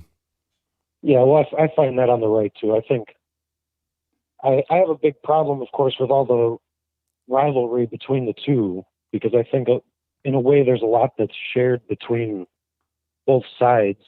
It's problematic when you're talking about on an individual level versus the political show that goes on constantly, So I just had a conversation today with somebody who I think was more so left-leaning. But, it's difficult because it causes rifts, within your community to some, obviously we can see that across the board, but even on a local level, I'm seeing it where it's like, I don't really disagree on a lot of the deep things, but then it ends up, that was only the first part. The other part was I was wondering if you had a prediction for how it all plays out. Like as far as what? With this culture war, like whether it ends up boiling down to a civil war, or if there's some sort of compromise that's to be found eventually. Well, I think it's going to be an ongoing thing. I don't think there's going to be a conclusion to it. It won't be like a war, like a real war where, somebody drops an atom bomb and then it's over. I don't think it's going to be like that. And there's going to be a constant thing, a constant battle between the left and the right for, I guess you would say, cultural dominance. And it's always going to be like that until you get more, I guess, homogeneity. Until everybody's on the same page, you're not going to have an end to the culture war. So I think it'll just kind of get a little bit more advanced. A lot of propaganda is going on right now. If there was a dramatic event that would bring us together, that might work to try and put a pause on it, but that wouldn't even really be the end of it. Just like 9/11, that happened. People were on the same page for a while, and it's to the point now where I don't think that would even put a pause on it, unfortunately. So I think it'd be a constant thing. To me, that's been sorry. Go ahead. The pandemic to me has been very revealing that even with some sort of natural disaster, there's the possibility that we're ripped further apart, Yeah, I mean, it's possible. But, one thing I would say is that most regular normies, the normal people out there, they aren't really even aware that the culture war is happening, in my opinion. Yeah. They may see some weird stuff on the internet, or they may even see some weird stuff from their job, maybe even at school, but they don't understand the extent that this culture war is being fought. And it's not only being fought by Americans, it's also being fought by foreign countries that are posing as Americans, you see. Yeah. I had a big transformation myself because I was definitely far left for the past 10 years, and I had a wake-up call and started, consuming as much as I could. I wasn't really invested. I almost think that was a cop-out for me to take, because I was in the same mindset of not really taking responsibility, where it's the system itself that's causing all these failures within my own life. But having that transformation, now it's revealing. Yeah, definitely. But, definitely appreciate what you do, man. And I think it's awesome that you take calls. Well, thank you for the call. I definitely appreciate you. Take care. Yeah, the culture war, it would never end. It'll never end because the left are always going to be trying to push what they want to push, and we got to fight back against them. And I think what's going to end up happening is you're going to have more of the right pushing what they want to push rather than kind of just being on the offensive and being reactionary. We're going to try to fight and push what we're going to push too. And it's not like you're trying to push propaganda really in a nefarious way. It's things that must be done to prevent a lot of the damage and stuff from being pressed upon our children and pressed upon us in general. Excuse me. That's why you got things like the 1776 with the report or whatever that came from the administration, from the Trump administration, to combat the 1619 and things of that nature. And, the culture war now has gotten much deeper. TikTok, Trump was right to try to ban TikTok because TikTok is a cesspool of propaganda. A lot of Chinese propaganda against the West on there. There's a lot of that going on. And a lot of these kids that don't know any better are going to see some of this stuff and be like, oh, China's great. Not knowing that, try to go to Beijing, Shanghai, it's like smoking a pack of Newports every 5 minutes, but that's a different story. Anyway, they believe in the propaganda, then they begin to foster hate for America. It's like the same thing with these Islamic radicalists getting radicalized online. you're going to have some of these liberals getting radicalized online from apps like TikTok. And it's going to it take a kind of counteractive measure to fight against that, at least in my humble opinion. 516 online, who am I speaking to? Chinese propaganda against the West on there. Hello, ABL? Yes, this is me. Who am I speaking to? Oh, wow. I keep getting that done so fast. I just want to comment on the other person's question about what the benefits are of the left view.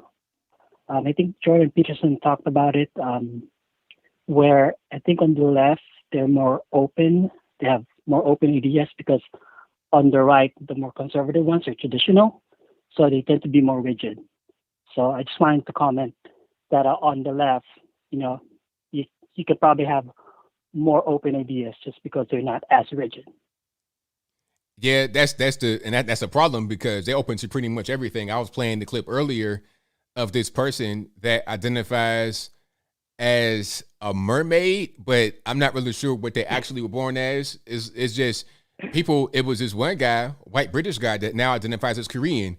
He had 18 surgeries on his face and/or body, and now he identifies as Korean, as Jimin from BTS. So it's like they're open to everything, and that can be that's a great environment for creativity and art.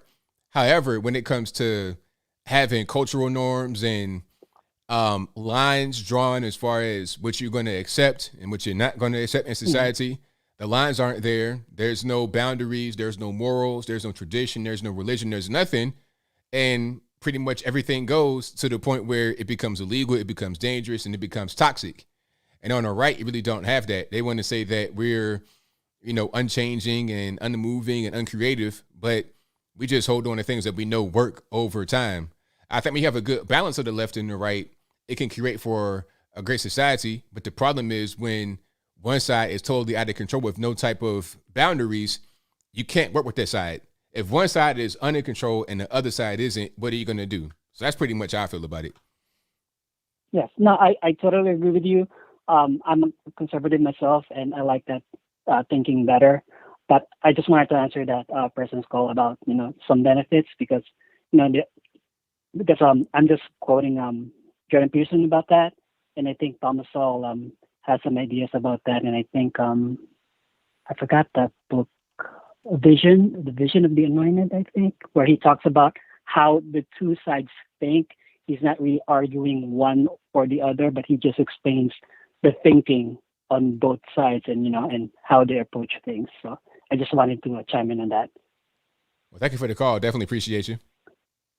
Thank you very much, ABL. I watch you every night, listen to you every night, and I love your show. Thank you. Thank Bye. you.